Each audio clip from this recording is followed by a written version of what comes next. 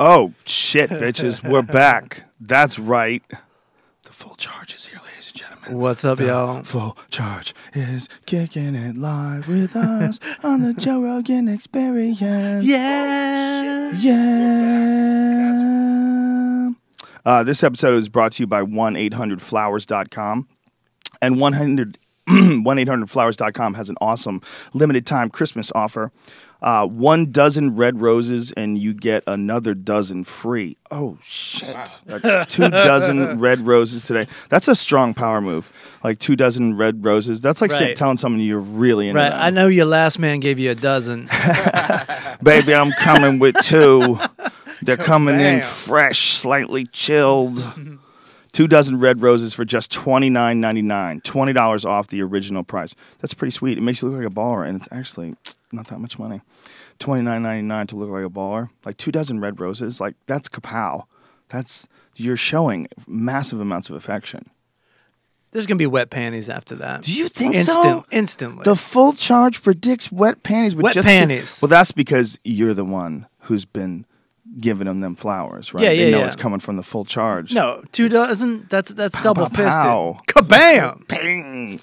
2 dozen red roses for just $29.99, ladies and gentlemen. You could just buy them and take them to a bar and make some extra cash. You could be annoying if that's what you mean. How fucking annoying is that, man? If you're on a date, so I can buy a flower for the lady.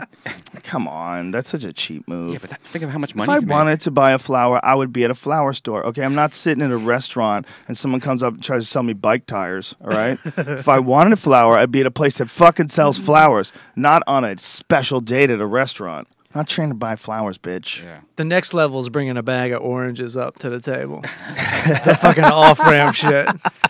Bag of oranges for the lady? Would you guys like to buy gum? Maybe that's the next pressure move. Chiclets? Perhaps your breath stinks. Perhaps some gum. Condoms? I was at El Capadre last night, and they were this woman comes up and goes, "Would you like a complimentary postcard photo?" And I'm like, Get out of here. No. And then I heard the person next to me go, "Oh, it's complimentary." She goes, "Well, it costs $10 for me to take the photo, and you get a free postcard." They gotcha. See, that's so slick. If you're doing shit like that, your product sucks a fat one. Not like Stamps.com. Not like Ting. Not like Audible. Not like 1-800-Flowers.com. Not like our badass sponsors. 1-800-Flowers.com.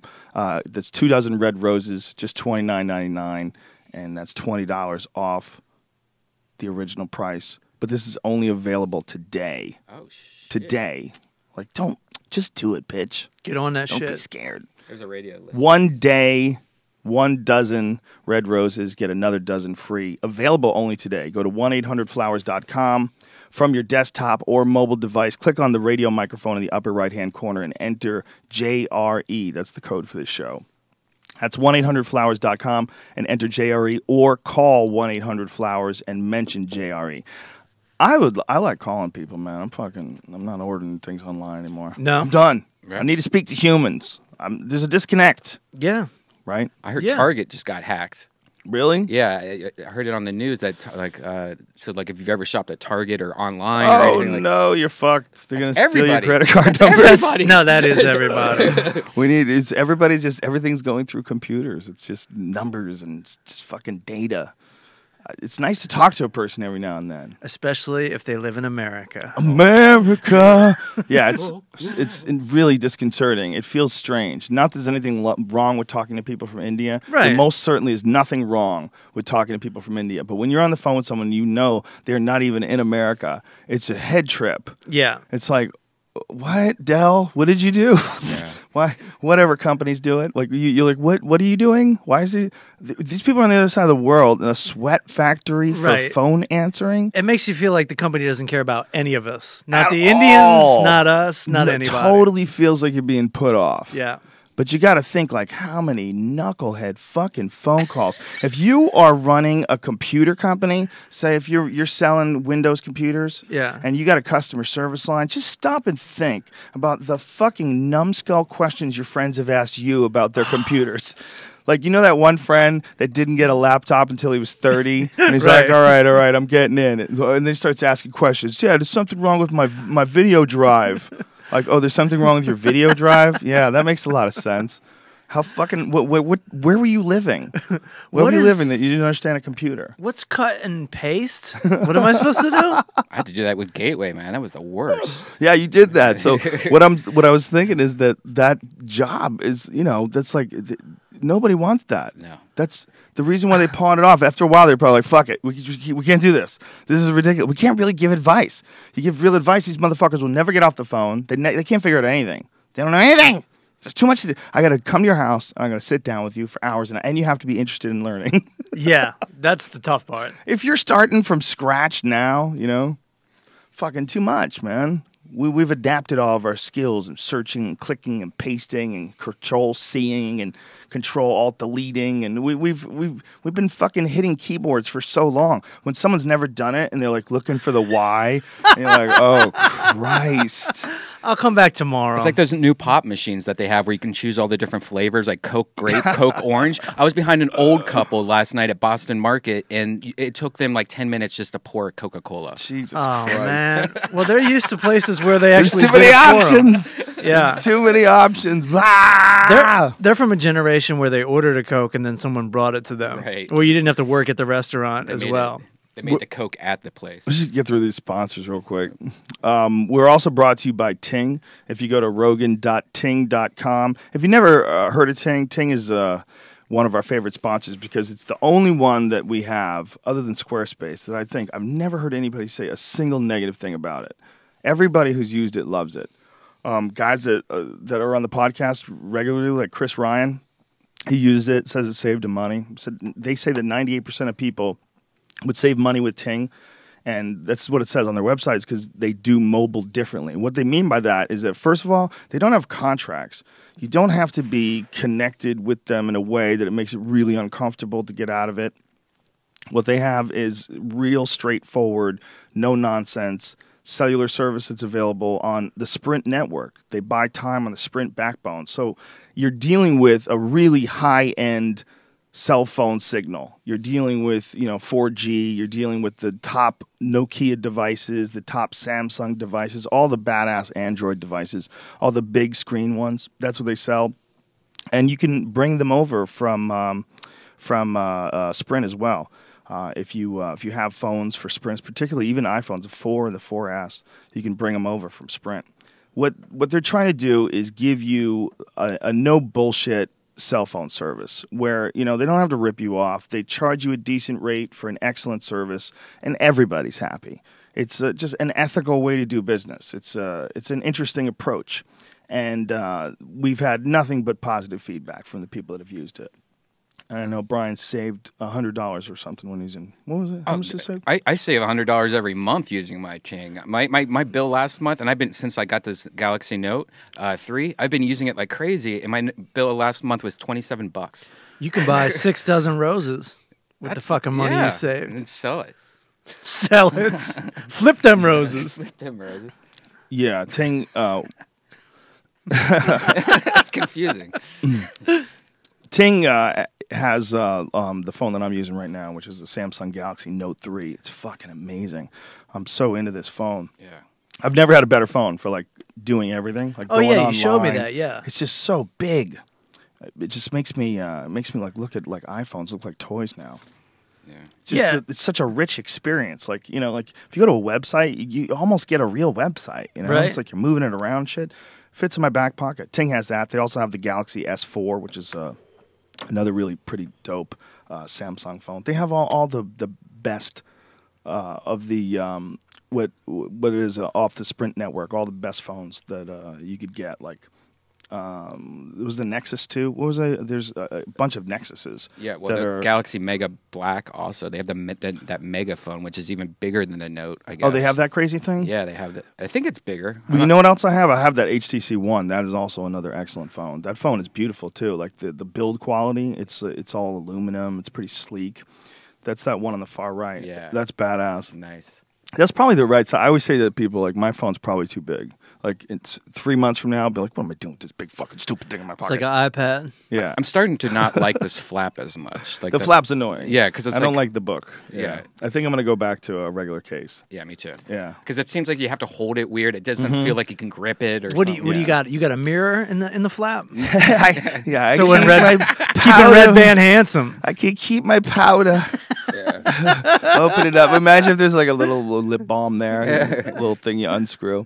Oh, okay. Yeah. At first I thought it was really cool, and now it's annoying. Yeah, it just doesn't feel good on the hand. Yeah. It's goofy if you're trying to do anything with one hand. Right. I feel like you have to spin it around and hold it in place, and I guess it's not that bad. It's not too bad. Maybe I'll miss it when it's gone. But for now, Get all depressed. go to rogan.ting.com and you can save $25 off of any of their new phones that they sell. And as we said, they're all the top of the line Android phones. Ones that I'm actually using right now. So go there, get yourself some fucking roses. Oh, they have that nice one in red, the one that you have, but in red. Oh, the HTC One? red. Yeah. It's an awesome phone. Rogan.ting.com. Go there, my friends. Go. Fly. Be free.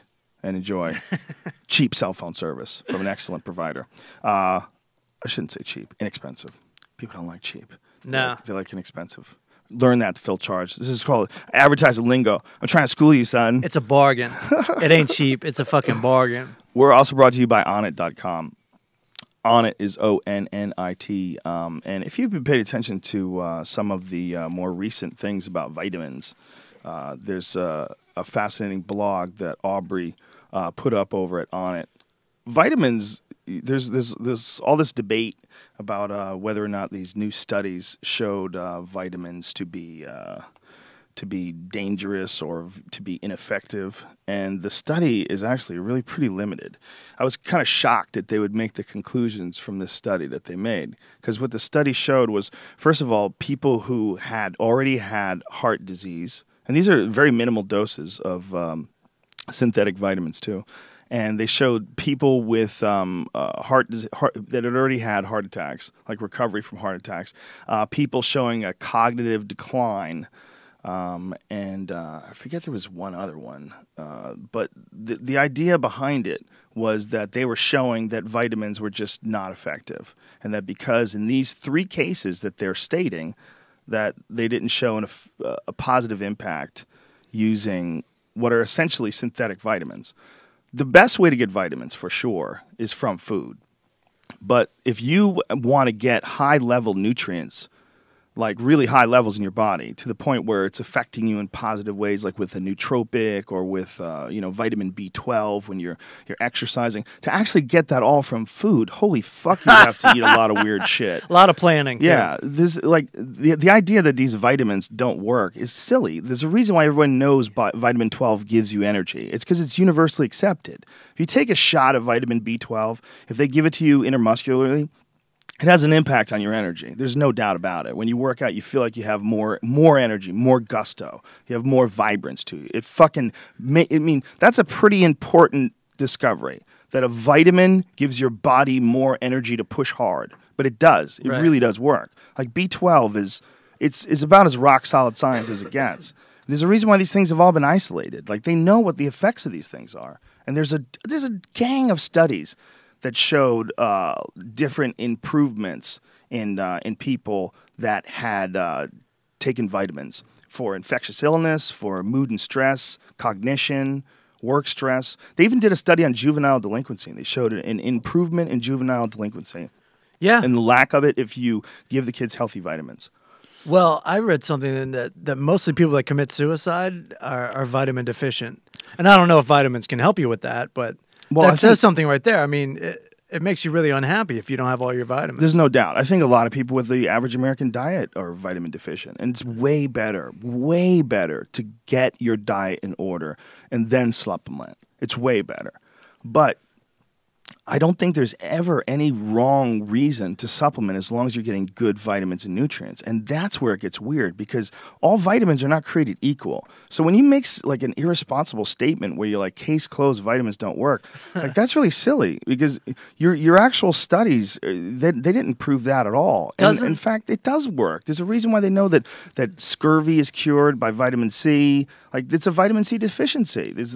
We have isolated all of these compounds that are crucial to human health. They know what the fuck they are. Doesn't the FDA love to say vitamins don't work? I don't know who's saying it. I think it's just these doctors that are that put together a case with these multivitamin researchers. But they've got us talking about it. You know, it's certainly something to be discussed because I think they're right in a lot of ways. And what they're right in a lot of ways is that if you take like a standard multivitamin and you don't know the source of it, you don't know if it's food-based, you don't know if it's plant-based, you don't know where they're extracting their nutrients from, you're very likely to get... It doesn't absorb, right? Is that what you're saying? Yeah, well, it most certainly doesn't absorb as well as the food. But you don't know what levels you're getting. Like you don't know like where they're extracting it from, how much bioavailability is in these vitamins. All vitamins are not created equally, and the way you break them down is not created equally either.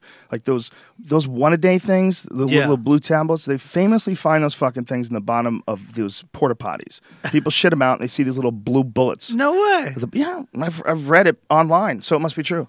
I've done no research. Porta potty research of my own. That might be a Snopes thing. Is that what these people are saying? Are they saying the normal multivitamin you don't absorb enough to do anything? Is that what they're claiming? I mean, what they're claiming is that they've shown that vitamins. Well, they're basically saying that vitamins are not worth your time. That vitamins don't work. Enough is enough. Stop wasting your money on vitamin and mineral supplements. Is the actual title of their piece.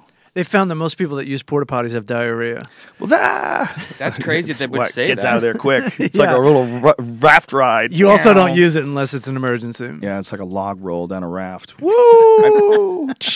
Everything out. Everything down out. a raging river. I take B12 every morning under my tongue, and I immediately feel it. Sublingual B12 is also proven effective. It's a joke to say that vitamins and minerals don't do anything for your body is a silly statement. Right. So when you see this enough is enough, stop wasting money on vitamin and mineral supplements, and then you look at their actual findings. The findings were like these were very limited tests done on.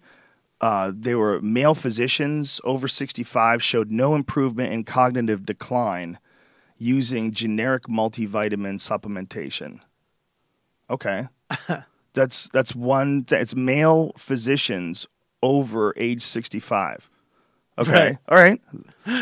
They still went nutty. They had a cognitive decline. Okay. And they showed no improvement in cognitive decline using generic multivitamin supplements. So fucking what? That doesn't mean anything. Like generic multivitamin supplements, and you're talking about guys who are over age 65 that are already sliding into the abyss. Right. Are you saying vitamins didn't halt them from what? Nature? Vitamins didn't halt them from the old age process? Because right. That's what you're talking about here. So that's one part of this study. Another study showed that high-dose multivitamins had no effect on the progression of heart disease in heart attack survivors. Okay. So now you're talking about people who had fucking heart attacks. Right. And then you give them multivitamins, and you're saying that vitamins didn't help. How the fuck do you know that it didn't have an effect on progression of heart disease? How the fuck do you know that they wouldn't have already gotten, even quicker a relapse of a heart attack if they weren't taking vitamins? Like the person's dying. Obviously, they already had a heart attack. Yeah, if you have one heart attack, you're very likely to have another one. So saying that multivitamins don't work because it didn't stop that, this is crazy talk. You're talking about people that are already dying. This seems very irresponsible. Right. It's very irresponsible. It's very irresponsible and very suspect. It doesn't make any sense. And I should point out that at Onnit, we don't sell multivitamins. We don't sell any of that shit. We sell only food-based stuff because the closer it is to food, the easier it is for your body to digest it. It's just really simple stuff. Synthetic stuff can work, but it doesn't work as good for your body. Like it's not as bioavailable as what you can extract from food. And that's why when we sell vitamins, we try to sell like supplements. If it's green stuff, it's like spirulina and I guess it's called chlorella. That's how you say it. I don't ever say it. I just read it. Right. And then green supplements. It's way better to get it in food though. And what is this? Just like dehydrated food or what? Well, I don't know how they extract it. It probably says it on the website somewhere. But it's essentially they're extracting nutrients from greens and grass and things along those lines, and you just mix this shit in water, and you get a better nutritional response than just a cheeseburger and fries. Oof, that ain't doing anything. It'll be better for you than a lot of things. It's just a supplement, and having supplements it allows us in our busy everyday life to. You can boost your body's performance. You can give yourself a little bit of an edge in a lot of different areas, whether it's workouts, taking something like Shroom Tech Sport, which is based out of the cordyceps mushroom.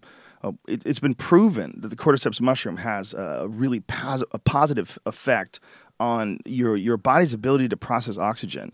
And it's really interesting stuff because they first learned about it from high-altitude herding populations. And apparently what had happened was their cows would eat these mushrooms, these cordyceps mushrooms, and they became more active.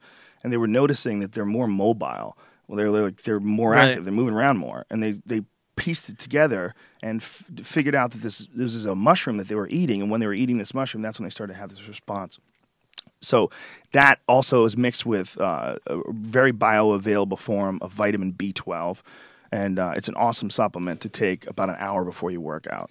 All these things work, and we're so confident that they work that we have a 90-day, 30-pill money-back guarantee when you buy New Mood, which is a 5-HTP supplement, which is designed to give your body the building blocks for serotonin, give your body the building blocks to make your brain actually feel better. Well, yeah. All this stuff is fascinating stuff, and there's a lot of science behind 5-HTP as well. And all the other different supplements, it's all listed on it. Go to ONNIT, this commercial's too long, and enter in the code name Rogan and save yourself 10% off any and all supplements. All right, boom. The full charge is here. Ladies and gentlemen, let's get freaky. Yes. Cue the music, Brian. Joe Rogan Podcast, check it out. The Joe Rogan Experience. Train by day, Joe Rogan Podcast by night, all day. The full charge. The full charge. By the way, I have spoken to the actual Nick Diaz himself, the man in that Train by Day video. Yeah, and he's going to do the podcast. Nice. Allegedly, Nick, he's a free spirit. He might change his mind. Right. Like your free spirit, Duncan Trussell, buddy. Yeah. Well, Duncan had a very legitimate reason, 100% legitimate reason that he couldn't podcast today. That's all good. Raining and Mini Cooper. No. It's 100% legitimate. But it's a personal reason, and he'll be on Tuesday. People used to mistake us for one another back in the day. Well, that's back weird. in the late 90s. Because I never have. What is it? The glasses? I think it was the nose, and we both got big teeth. When I saw him, I'm like, that's my brother from another mother. Really? I mean, you get older, you start to look different. It's not the same thing anymore. But when I met him, when we were both younger, and someone has called me a Duncan Trussell-looking motherfucker before. That's a quote. Was this the guy that knew you were a comic? Yeah, this was Fat James. I don't know if you knew Fat James. Of course I knew Fat James. I was very sad when he passed. Yeah. I missed that guy. He was a sweetheart. Yeah. Fat James from the Comedy Store. He called himself Fat James, folks. Sure, he that's would, not... put his hand out and say, Fat James. Hi, Fat James. Pleased to meet you. Yeah, he would literally call himself Fat James. He was a fun guy to be around. That was his hook. He was great. I'm fat. Fat James' story was he came home one night. He was fit. I guess he was in the military, right? Wasn't he in the military? I didn't know him that well. Oh, wasn't he in the military? Do you know, Brian? I don't remember that part. He was either a cop or he's in the military. One of those. Anyway, he was fit. He was like a healthy guy. He came home and caught his wife fucking his best friend. Okay. And just went off the deep end. Just started eating. Huh. Yeah. Well, that was his story. Being beautiful didn't work for him.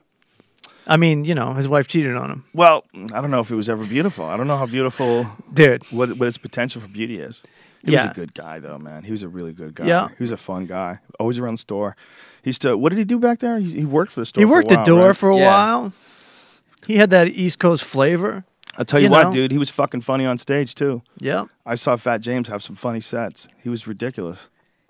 Did a couple stints on Always Sunny in Philadelphia. Did he? Absolutely, dude. He had some. He started to get some acting work after a while. Here is this him trying to get on this Yeah. bull? What? They're trying to put him up on a mechanical bull. Oh my god, Great hair. he's so big. One flip and he's down. Remember him taking a shower? Whoa. He plopped his. Oh god. Oh, that's so hilarious. Ow. Ain't no way these two bitches just hit me over the head with nunchucks. Oh, this is so funny. Got change for a buck? Why me crank it? Why me roll? Why me crank that soldier boy? That Superman? Is that Jimmy and Joey? Wow. All right, take it. I'm getting nostalgic, man. You know, I've actually been Jimmy in the Jimmy and Joey Were you phenomenon just once, just on a whim. The Jimmy and Joey what? For those that don't know, Jimmy and Joey is like a double Andrew Dice Clay. What They is do this? like, do you know Like what? the Do you guys know Sklar what it Brothers is? version of Andrew Yeah, Dice Clay. but it's like You remember it's like- Jimmy and Joey, don't you, Joe? From the Yes. comedy series. It Yes. goes back and forth. It's like, how come Italians don't like Jehovah's Witnesses? I don't know. Why don't they like Jehovah's Witnesses? Italians don't like any witnesses. And they just go back and forth with the setup, and then Yeah, they I hit the remember those punchline. guys. I remember those guys. So there was always different Jimmys. Fat James did. And at right? one point, I was a Jimmy. Fat James was a Jimmy. Oh, I get what you're saying. So you played a just did it character once. in this show. So it was a show. I just did it once. Oh, that's funny. So they use they have fake names. Well, yeah, there's a fake. Well, the original Jimmy was really named Jimmy. That's a fascinating subject because I know that guys have sold their acts to other people. Like, you remember that guy who had Defending the Caveman? Yeah. Broadway thing? Yeah, what was that guy's name? I don't know his name. Hold on a second, because he was a stand-up, and really a fascinating story because he made a ton of money. Yes, off he this did. I'm show. sure he did. He was a stand-up, and he put his stand-up together in the form of like a one-man show, and it became very popular. Rob Becker is his name, but then he started like selling it to people they could do it, like actors. So they could all do it all at once, all over the country. Yeah, Michael basically. Chiklis did it. No kidding. Yeah. No kidding. I'm almost positive. Hold on, let me pull this up, otherwise he'll sue me. Because they're definitely doing that show in Vegas every time I'm there. But by the way, Michael Chiklis, if you read it, I'm a huge fan. He's the Shield, right? Yeah, I love that guy. The commish Yeah, I'm not goofing on you, man. did one episode of Seinfeld. Are we talking about the same guy? Yeah, Michael Chiklis. He was also the Thing in the Fantastic Four. Right. Yeah. Oh, yeah, he did. Yeah, he did his Broadway debut in the one-man show Defending the Caveman. So I was correct. Nice. Good. We don't even need the internet. Well, I just I remember it because I was like, wow, that's weird. But I guess it makes sense. But to a comic, it's weird. Like you're gonna buy an act. Like all of a sudden, like you, for instance. Right. Let's say when what year did you start out? 98. 98. What if instead of you doing your act, what if Dave Attell just sold you his act? Oh, I would love it. And you would go on stage and you would do say a classic album, Skanks for the Memories, Right. which is my favorite Right. Dave Attell. If you went on stage and just did it as Dave Attell, Yeah. and that would be called the Skanks for the Memory Show, Right. And you would hire an actor to do it. That's weird. It's really weird. And God damn it, I wish that was available. Don't you think though that they're two totally different things? Is why it's weird. And when you turn stand up into a one-man show, then you can get away with anything because it's a clearly defined one-man show, and it's this Defending the Caveman one-man show. Absolutely. But as a comic, you can never do that. No. You can't do it because every year you have to have a new act. Right. So what's going on is that this guy figured out a way to take stand-up, but transport it into a safe zone. Right. And then just drop it off where it exists in perpetuity. Right. No more rules. And now this act can be done at the same time in all 50 states. And you get all the money from it. So you don't have to tour as much. You stay in Vegas and do it. Right. Well, all your minions do it around the country. That is fucking weird. What if you started making the Full Charge show? Yeah. And you were showing the Full Charge show. You would show it in Los Angeles and select markets. Yeah. But then you would give people licenses to do it in Atlanta. First of all my minions would have to be called the half charge. But half still. charge. What do you do for a living? I'm a half charge. I'm a half really? charge. So you do the full charges jokes? Do you write your own jokes? I have a lot of my own stuff, but mostly today people want to hear the full charge, so that's what I do for now. It's just, it's not my dream. I'm basically a cover band. Yeah, this pays the bills, and then I do my own stuff at open mics around Atlantic City. But it is fascinating that in our art form, the pretentious title that you give to stand-up comedy that we all give, you're not allowed to do that. But in almost every other kind of music, people do that. Movies, or music, any other kind of entertainment, rather. Like Tarantino, straight up, yeah, copies other movies, and it's known as a homage. Right. But with stand-up, it's very sacred to us because I think it's just because you don't get paid as much. That's probably exactly what it is. We're just fucking. Where's my piece? We got our rules. Oh, we certainly do. Because it's not documented when we do our stuff, not necessarily. Right. Well, if you have to have, you not only have to have rules for other people, you have to have rules for yourself too. Everybody has to keep everybody honest.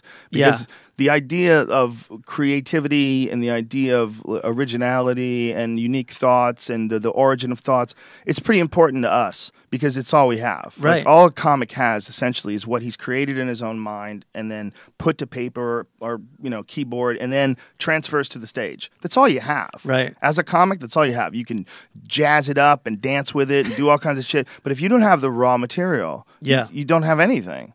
Exactly. So that's why for us that honesty process is super important. I also think it's one of the cool things about what we do, that we have so many comic friends that we're constantly interacting with on a regular basis. Right. It's always Joey and Ari and Duncan and you and Segura and fucking Kreischer and all super cool, super honest, super above board people. Right. And so, that don't even want to do something that's similar to somebody else's. Have no desire and drop shit in a heartbeat when you find out that it's too close to something else. Right, exactly. Just go, oh, fuck it. It's over. The last you want to hear is someone's comparing you to someone else. No. Also, you get to hang with and joke around with the funniest dudes on the planet. Yeah, because we all trust each other to just fuck around. We all trust each other. Like Ari was, I forget what the subject was. We were joking around about something the other day. And I'm like, dude, you got to do that on stage. And we started working on how he would do it on stage. Would you think like this or like that? And when you do that, there's that camaraderie. When you do that for each other, you both have an idea or one of you has an idea and the other one tries to enhance it and help each other. That boosts us all. Yeah. It boosts us all. I'll get off stage, Segura will have a tagline for me. After you said that, maybe that, you're like, oh. It's so much easier to write for someone else. Sometimes. Because, there's no pressure on what you wrote. Yeah. And you just get to sit back and watch the other person do it. Then something pops into your head, and you can just give it. It's just all inspiration. Have you ever tried to write for someone specifically, though, for their stand-up? Sat down and tried to write for someone? No. Yeah, me never. neither. I know a lot of guys have done that, though. I know there was a lot of guys that were helping Chris Rock when he was putting together one of his HBO specials. Yeah. And I think DePaulo might have been one of them. I believe Voss. Louis C.K. definitely wrote for Chris Rock. Yeah. I think because also Chris was doing so many different things at the same time and probably doing movies and shit. And I think he just liked to have all those minds to help him, I think so. Go over his stuff, that's a ballsy move, have all these bad motherfuckers write cool jokes for you. I know. And also work with you creating the jokes. So you get the opinions of all these expert comedians.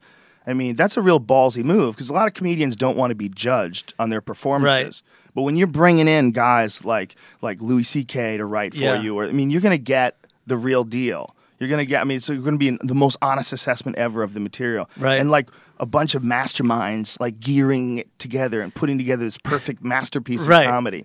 Do you personally think that's good though? I think that's weird. It's good for the yes project. And no, it's not what I do, but I don't think there's anything wrong with it. And I think Chris Rock is one of the greatest comedians of all time, and if that's how he did it, he did it brilliantly. And it's right there in the credits. Oh, 100%. He's written by such and such, such and such. I know Eddie Murphy did it on Raw. Yeah, Keenan Ivory Wayans wrote on Raw. Absolutely nothing wrong with that. Yeah. Nothing wrong with it. Especially because of the way they did it, which is so above board. They let everybody know they were doing it. It's not no one hid that. And not only that, it's like, what's wrong with bringing in writers? There's nothing wrong with it. It's not unethical. It's not uncreative. Just because you're creating with other people doesn't mean you're not still creative. It could actually be very inspiring. Yes. You know? It's a great idea. And it could get rid of a lot of doubt. Yeah. As far as like, they're like, this is what you're doing that's good. You can use this, blah, blah, blah. It's exciting. Dude, plagiarism is the problem. It's not cooperation. Right. Cooperation and paid cooperation, which is essentially what writing is, right. If you're writing for a comic, is great. It sounds like a great idea. I don't do it that way, but I would. I think it's really... comedy is just really personal for me. So it's like when you're involving somebody else's idea of what they think you should sound like, to me, that's just gross. Well, you got to imagine Chris Rock went up at the Cellar, did what he had, and then the other guys contributed. That's what I'm imagining. I'm very sure of that. And then spiced things up or added or had an idea. Maybe Chris could run it out. Just it's so not it like can he be was getting all of his jokes from these guys. He was getting like little juice, little here and there, a little spark. And you're getting it from like hungry guys who are really good. They're out there. He's not like, hey, Louis C.K., let's talk about your divorce in my act. I hear what you're saying too, though. What I agree with you in a lot of ways is that like it's very personal. But even though it's very personal, like sometimes another eye on what you're doing, they'll open you up to like, oh, I didn't even think of that, and then like why was I doing it that way? Because if I didn't say that, it would like open up the whole back end of it. Like there's a lot of times like some things that your friends can see that you don't see. I know a lot of comics that actually have writers, and that to me always felt really weird because it seems like they're just actors now. Or they're just boyfriends. Yeah. What? They have a boyfriend. They call him a writer. Right. What if a white guy came up with there's black peoples and there's niggas? Hey, Chris, Well, what I got if he this started idea. doing it? If he started doing Bigger and Blacker, a white guy starts doing the Bigger and Blacker tour and just redoes all the. Well, there was a guy doing that for Hicks, man, which I thought was really weird. Yeah, there's a guy that was doing like Hicks as a one-man show. Here, Dennis try to Leary? pull that up. How dare you? No, the guy was doing Bill Hicks as a one-man show. God, impersonating Bill Hicks as a one-man show? Let me Google this. That's weird because Bill Hicks still isn't famous. Oh, I think he's pretty famous. Is Larry still around? Is he on a show or something? I don't know. I know they wanted Craig Gass to do a Kinnison Vegas thing. Well, he does an incredible Kinnison impression. I can't find it here anywhere. There was a guy. I'm very positive that there was a guy who was trying to put together a one-man show, and he was just going to do Bill Hicks, like a Mark Twain sort of a thing. Like sure. You could go up and do Mark Twain today because Mark Twain's been dead for a long fucking time. Right. So people are happy to see it. No one's gonna know what he really was like. It'd be like, bitch, that is not how Mark Twain talks. This is terrible. This is fucking terrible. Put the pipe down. You're holding the pipe with the left. He held with the right. Ugh, God. But a guy like Hicks, I saw him in the flesh. He didn't die that long ago. When did you see him, and where did you see him? I saw him a couple times. I saw him at least on at least 3, possibly 4 occasions. Meaning, I saw him for an entire weekend. Okay. And it was all when he was visiting Boston. All right. Because he was a big, touring pro coming off of the Rodney Dangerfield special. And he was, just starting to catch heat right as I got into comedy. So I was lucky enough to be at a point where the clubs would let me come by. I was an open micer, but the clubs would let me in on a Friday night, and I could watch guys. There's no way I was working with them. I was terrible.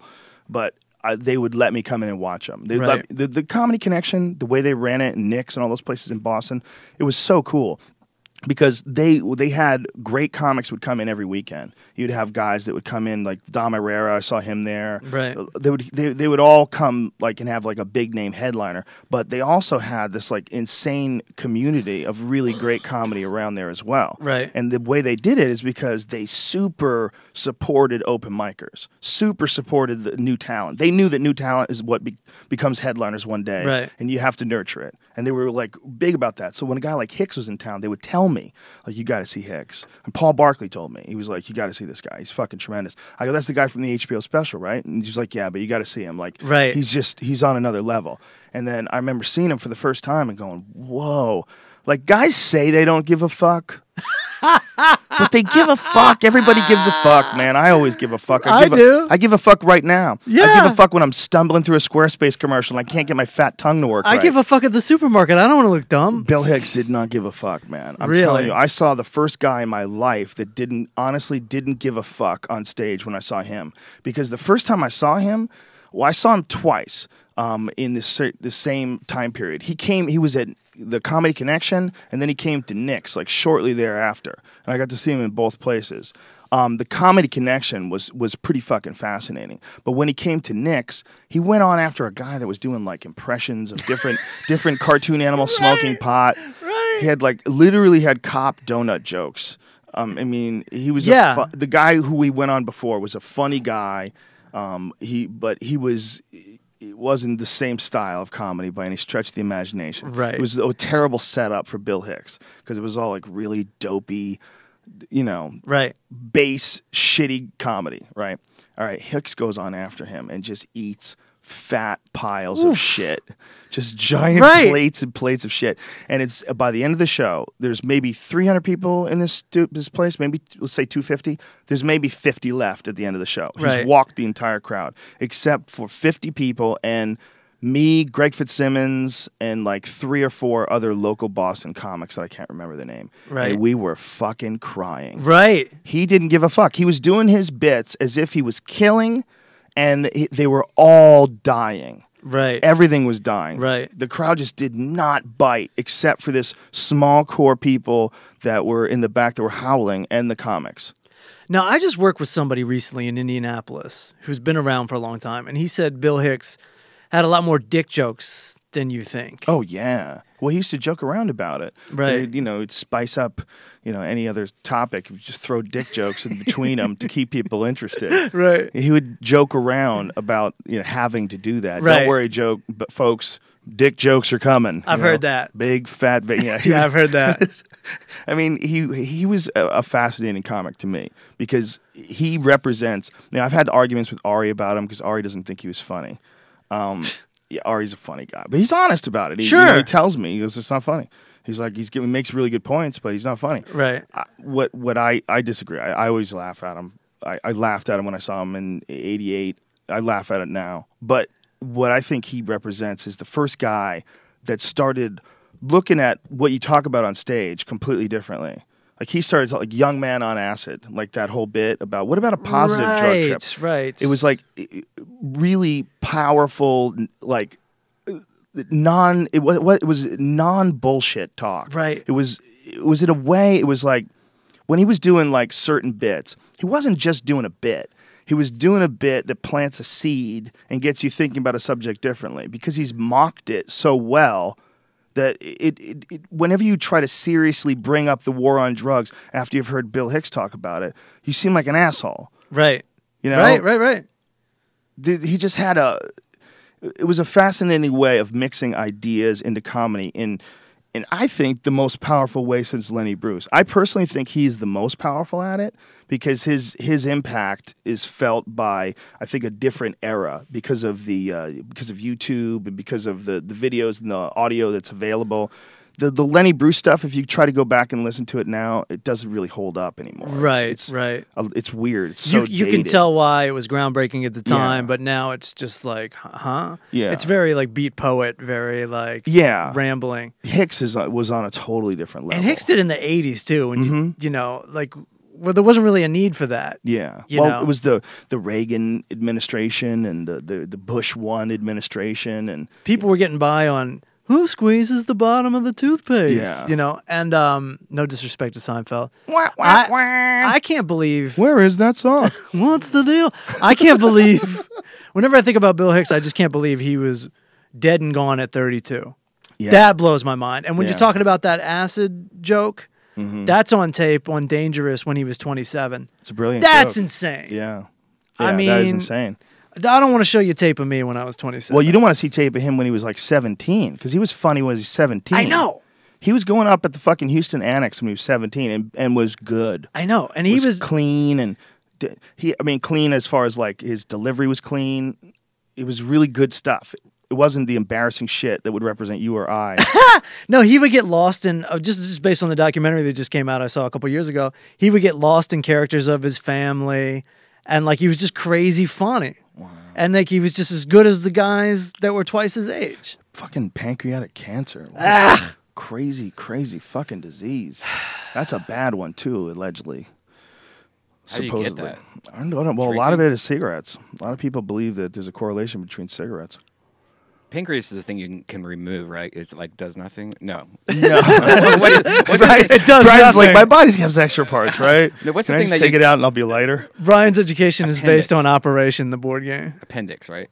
You can take out your tonsils and your appendix. I think. Yes, you can take and out your wisdom appendix. You can definitely take out your appendix. What causes pancreatic cancer? Aside from advanced age, smoking is the main risk factor. Oh, great. A smoker is 3 to 4 times more likely than a non-smoker to acquire pancreatic cancer. Where's your pancreas at? Who knows? It's inside that body thing, cage. Like in the main part. Oh, in the main part? Like a bulletproof vest will hull, cover Right it. under the flip cage? Yeah. What the fuck, man? Cigarettes are so It's in your scary. arm. And Hicks smoked a lot of cigarettes and did jokes about smoking He cigarettes. argued for And cigarettes. pancreatic cancer got him. Motherfuckers. Well, so many like really talented artists have smoked cigarettes. It's weird. It's sad. It's sad in a lot of ways because it's like when I see a cigarette smoker, I don't see a person exercising their freedom. I know that's what they're doing. If they want to smoke, they should be able to smoke for sure. But that's not what I see. I see a person who's enslaved. Yes. That's what I see. I see enslavement to a habit and also to a drug at the same time. It's just another addiction. It's just another thing to do. It's also but it kills you. It kills a lot And of it doesn't people. get you high. But it's also a weird thing that you would get addicted to taking something, lighting it on fire, and then putting it up to your mouth and then breathing it in. Like that, just the ritual of doing that can become so ingrained in your life that it represents something like after sex. Like some people like to smoke a cigarette after sex. Right. That's like a classic movie scene, right? Where people have sex and then they smoke a cigarette. But if you really... Like, what are you watching there? You're watching someone poisoning themselves. Yeah. Like, that's a weird thing to find romantic. That's a weird thing they snuck in on us and how it becomes habit. Study finds no link between secondhand smoke and cancer. Funded by the tobacco lobbyists of America in Florida. It's in Florida. If you have a case that goes through in Florida, it might as well go through on the moon. You know, Right, it's like, right. they're not Americans. No. I'm tired of people saying that Florida's America. Just stop. We need to cut it out. Even my parents live in Florida. Don't get me wrong. I love Florida, but that shit is not America. Right. That is some crazy spot where you can't. Any studies that come out of there, who knows?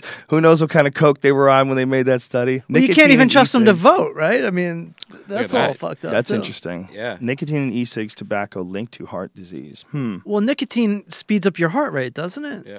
It makes Yeah. it work harder than it has to. Well, I've heard of nicotine being given as a supplement before, which is really bizarre, or as medicine before. I think it was for a heart issue.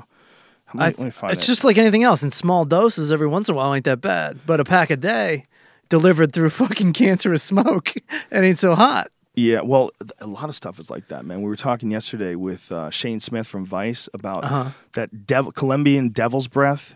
It's called scolopamine or something like this. It's a dangerous It's drug, right? Yeah, the most dangerous drug. It's the same shit that's in those little seasickness tabs that they put on you. You know those things that you get? They stick on you? And the seasickness is supposed to be mitigated by this. That's the same shit as the Colombian devil's breath stuff. But it's just like way more Yes. of it. It's just like way more. Yeah, that patch is like barely giving you a hit. They're giving you a taste, just a taste. How do you take this dangerous stuff? Do you smoke it? Do you swallow it? Do you shoot it? What do you do? I think they can blow it in your face, and you like just have it in your face, and you breathe, just breathing it in, like having it blown in your mouth and your nose. You got it. And Okay. you're done. Okay. And then you become like literally like a little zombie. They tell you what to do. They can Okay. tell you, go to your bank account, take out money from me, and people do it. And like they have video of people doing this. Wow. Wow, indeed. And it's the same fucking thing that you can get from these patches, these dermal patches for seasickness. And then people go, "Don't be seasick. Yeah, don't You're not just seasick. concentrate on the horizon. Don't take anything else. Give me Just deal with $500." Just don't take those fucking things. Don't take Dramamine. I took Dramamine. Oh my god, I went into a dark coma. What Have is you ever taken Dramamine? that? I don't know Dramamine. It's pussies for pussies like me that get on a boat and start getting sick. They give you Dramamine. Right. Well, apparently, it alleviates nausea. Oh. But for me, it was like a tranquilizer dart. It alleviated everything else too, including your sight and your hearing. I couldn't even. Seriously, my body was like this. It was me and my buddy Jimmy, and luckily he didn't take the Dramamine. Yeah. And we were at the diner on the way home, and I was just sitting in front of him, nodding out like a heroin addict. And he's like, "You all right over there?" He might have actually taken a Dramamine too. He was a lot bigger than me though. Jimmy was like 200 plus pounds, and I was probably at the time I was competing, so I was probably about 155 pounds, and I took this one Dramamine or two Dramamines. I don't know how many they gave me, but I was gone, son. I didn't wake up. Any food. I woke up to pee the next day. Really? Did you enjoy it? Did you enjoy it? No, it was terrible. I took too much, probably. I probably tried to take as much as he was taking. Right. I don't know what I'm an asshole. If you take two, I'll take two too. You know? Right. Guys doing Especially stuff. Especially that. I mean, we were both teenagers. Right. Yeah. But it fucking knocked my dick right into the dirt. Is that a prescription drug? I think so. I was gonna I mean, it might be an over the counter. I don't know. I mean, the laws might have changed since this is a long ass time ago. Who knows? Their formula might have changed too. Right. But apparently, I'm too much of a pussy to even take a Dramamine. I don't fuck with Dramamine. People like take a good Dramamine buzz. all the time. It doesn't do anything to them. Not me. I'm literally, we're eating, and I'm sitting here like this. While we're eating, I couldn't even sit straight. It felt so pathetic. There's something pathetic when you're falling asleep and someone asks you, "Are you falling asleep?" Like, no. Right. Like, why am I afraid to admit that I'm falling asleep? Sure. Oh yeah, when people call me, I always like, hey man, what's up? Are you sleeping? I'm sorry, did I wait? And, like you always lie about There's that. something feminine about sleeping. Yes. It's like, no. I'm a man. I'm a man. I don't sleep. That's exactly what it is. For weak bitch men like I'm up. ourselves. For weak bitch men like ourselves, we don't want to admit that I'm we sleep. fixing my engine right now. Listen, I'm a man. Bro, I'm up at 6 o'clock every morning doing sit-ups. I like to do crunches. I work my obliques. I don't sleep. I don't need much sleep. It's like a guy. If a guy's really trying to be intimidating, he says he doesn't need much sleep. I go about 4 hours sleep a night, and I got shit to do. I'm good. I'm good. 4 He hours. I'm come good. over the house at 2 o'clock in the afternoon. Motherfucker's asleep on the couch with his dick in his hand, Watching Days of Our Lives. with an open laptop nearby, drooling on himself. Get the fuck up, bitch. Thought you had shit to do. You need to sleep. Everybody needs sleep. How dare you? Sleep is the best. I think you can get by on, like, if you really want to have like a low level mindset, you can get by on like 4 hours sleep for a couple days in a row. But after that, let's be honest, like you're not functioning very well. You're imbalanced. You get 4 hours sleep a night. Yeah, and you start to have weird thoughts. Your brain doesn't work properly. It needs its rest. Maybe you, bro, not me. 4 hours, I'm good. You know, my REM cycles are just very deep. I go deep right away. I'm confident in myself, so I go to sleep very quickly. I'm not worried about predators. I go out and I get all my work done. My sleep work, I get it done in 4 hours. My body is unusual. It's very Wolverine-like. If I get a scratch, people can't believe the next day how quick it's healed. It's just me, bro. It's just not me. normal. Not normal. This is the Jimmy and Joey sketch you're doing. This is the It's if I repeat everything super you alpha say. 4 hours a Right. day sleep guy. That's my new character. 2013, I slept 16 hours. I don't give a fuck. You know, I got a lot done. I have a new web series I'm working on right now. I'm very happy with. Built a shelf. You know, we had to fire the producer. This fucking asshole doesn't see my vision. This guy sleeps 6 hours a day, lazy This piece of fucking shit. pussy. We wrap up at midnight. I'll see you guys at 5. He's like, no, we need a turnaround. Fucking turn around. I'm here to work. That's what production people are like. Yeah, I've heard they're you rag on savages. that before. It's They're savages. insanity. They're savages. Yeah. They push people to work ungodly hours, and it's like standard in Hollywood. 14 hours is like regular. Total, especially if you're working on a single camera drama show. Yeah. Like those like CSI shows and the other like those. I don't know. I won't say that one in particular, but a lot of those single camera like cop shows. Those fucking people are working 16 hours a day, 6 days a week, and the fucking season is forever. It takes forever to get 27 episodes of a cop show done. Just so they can be like, I work in the movies.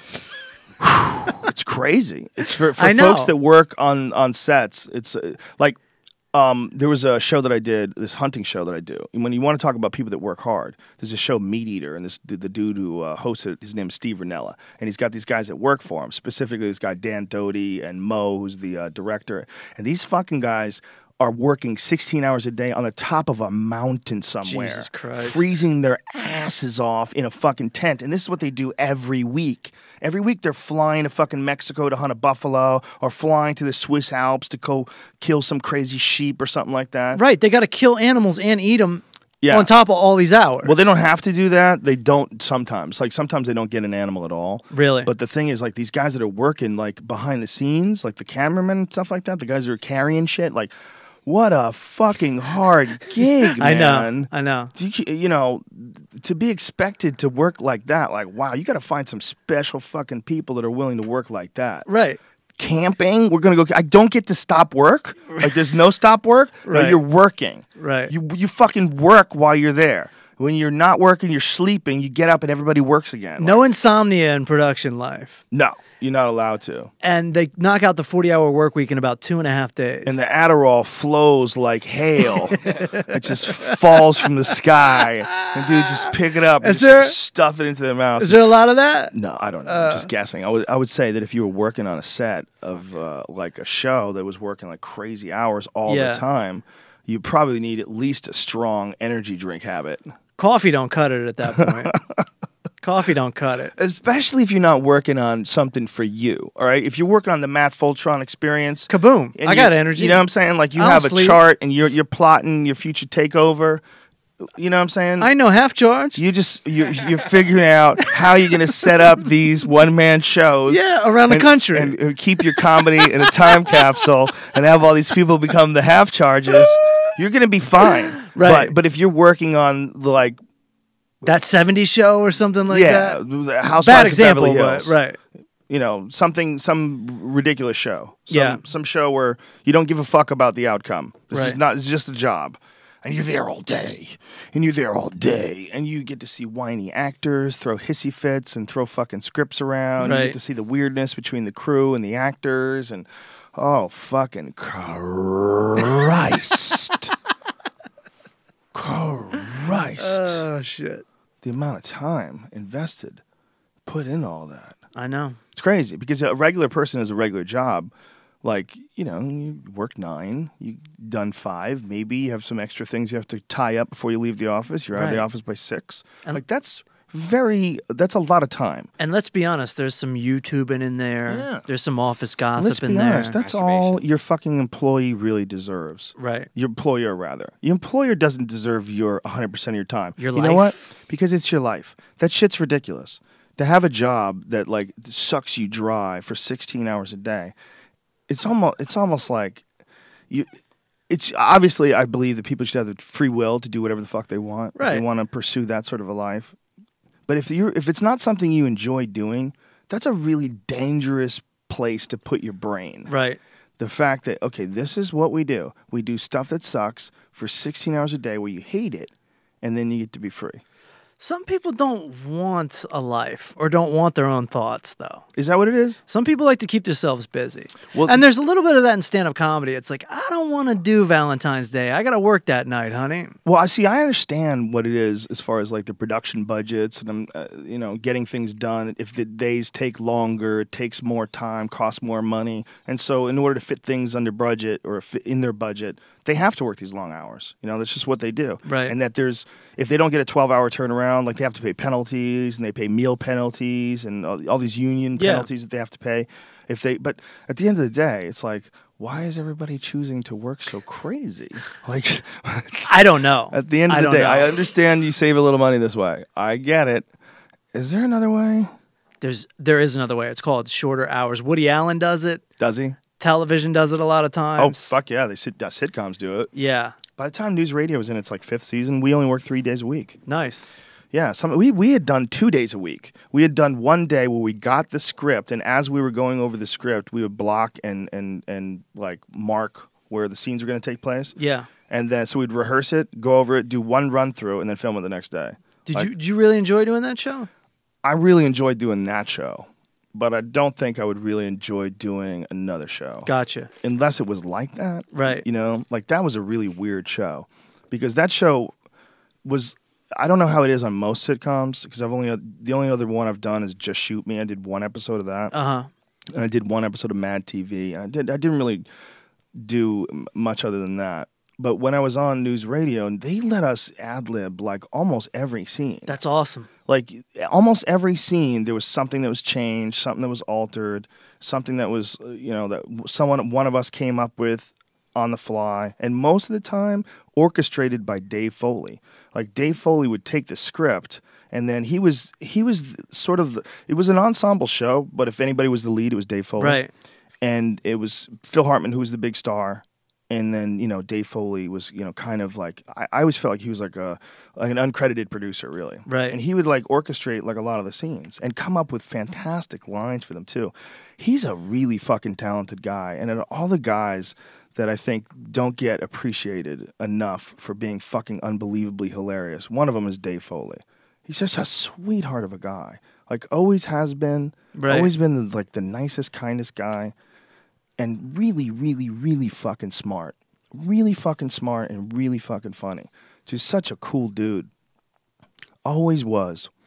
And I think he's doing stand-up now, too. Really? Yeah. That's not his background, right? He's more of an improv guy, is that right? Well, he was one of the guys from Sketch. Kids in the Hall. Yeah, I know that much, yeah. You watched Kids in the Hall? Yeah, but after the fact. I watched it, after it was, reruns. So good. Yeah. Such fucking good stuff. Man. Yeah. So good. What was that on originally? Canadian television? What was that on? What? Like Kids in the Hall. Where did it originally air? That's a good question. I think it was Canadian. Yeah. I think it was Canadian TV. Yeah, and then we found out about it in America. And then those guys all came down here. But I don't remember my original point. I just got caught up in nostalgia.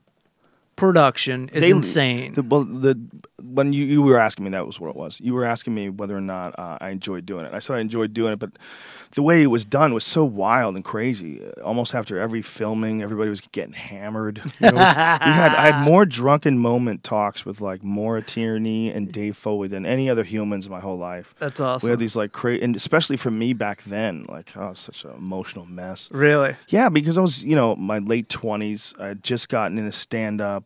Just gotten done fighting, just gotten into stand-up, and then moved out to LA, and I didn't know what the fuck I was doing. Right. I couldn't even believe I was on TV.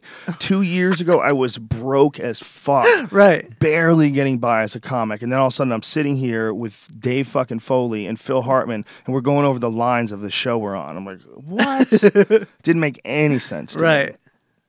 And so you had trouble accepting that, or it was just like weird? Yeah. Well, it's just weird. Yeah. It's so crazy. And so, we had these wild, drunken fucking parties after the shows were done. Like they were they were very punk rock. Dave Foley like really embraced some sort of a punk ideology for the whole thing. And the producers, like especially Paul Sims, who's the guy who created it, he wrote it, the head writer, and he would just let the funniest stuff go through. Like he just wanted it to be the funniest. So he wrote really funny shit and really creative shit, and then would let Phil Hartman ad-lib or Andy Dick ad-libbed a lot of shit. Really? On that show. Yeah, he would just take something and just run with it. Right. Figure out a better way to do it. I mean, everybody was always tweaking their lines. They were always like trying to figure out like, what is this? Is it this or is it the? And you're like, right. Oh yeah, that one. We would like help each other like that. I think that's I don't really know, but I kind of think that's a huge faux pas on a lot of sitcoms. You respect the writers. Is this right? the flubs? Yeah, a bunch of bloopers. I may. gotta take a piss. What may I do? Go ahead. This is unbelievable. I can't believe that I don't know this. God, he's so great. He was awesome. Shut up, Andy. I think it'll be called Free Willie's Billy.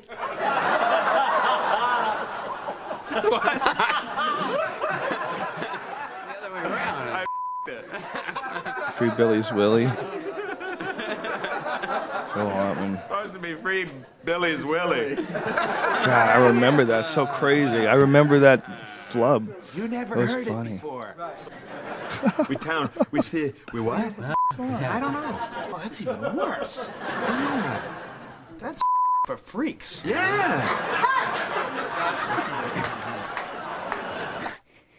It's funny. Fun times, man. Yeah, but what he was talking about was, or the question was, whether I would do something like that again. Like you'd never find a show like that. They're probably never going to make one like that again. That show went under the radar. It was like while it was on, it was so like ignored that it was sort of allowed to be what it became. But they fucked with it a little bit. Like I know they brought in like a couple romantic characters, and they brought a woman into the office once. You know Lauren Graham, the woman from the Gilmore Girls. Mm-hmm. Is that her name? Is it Lauren Graham? Yeah, I think so. Fine. Is that her name? She's so hot. She's really cool. She was on News Radio for a season. Really? Yeah. So was Patrick Warburton, the guy when you go to Soaring Over California. Is that it? Yeah, Lauren Graham. Lauren Graham. Yeah. She's really fucking funny and really cool. Like, you know, a lot of actresses, they're like, when you're talking to them, you're talking to their representative. You know? Did you ever try? Yeah. No. We work together. Real kissy? She's very cool, though. Very nice person. She was like fun to hang with. Like she was like she could joke around. She was lively. They brought her in, but other than that, like they didn't really fuck with it. You know, they kind of let Paul do his thing, and that's why it was so weird.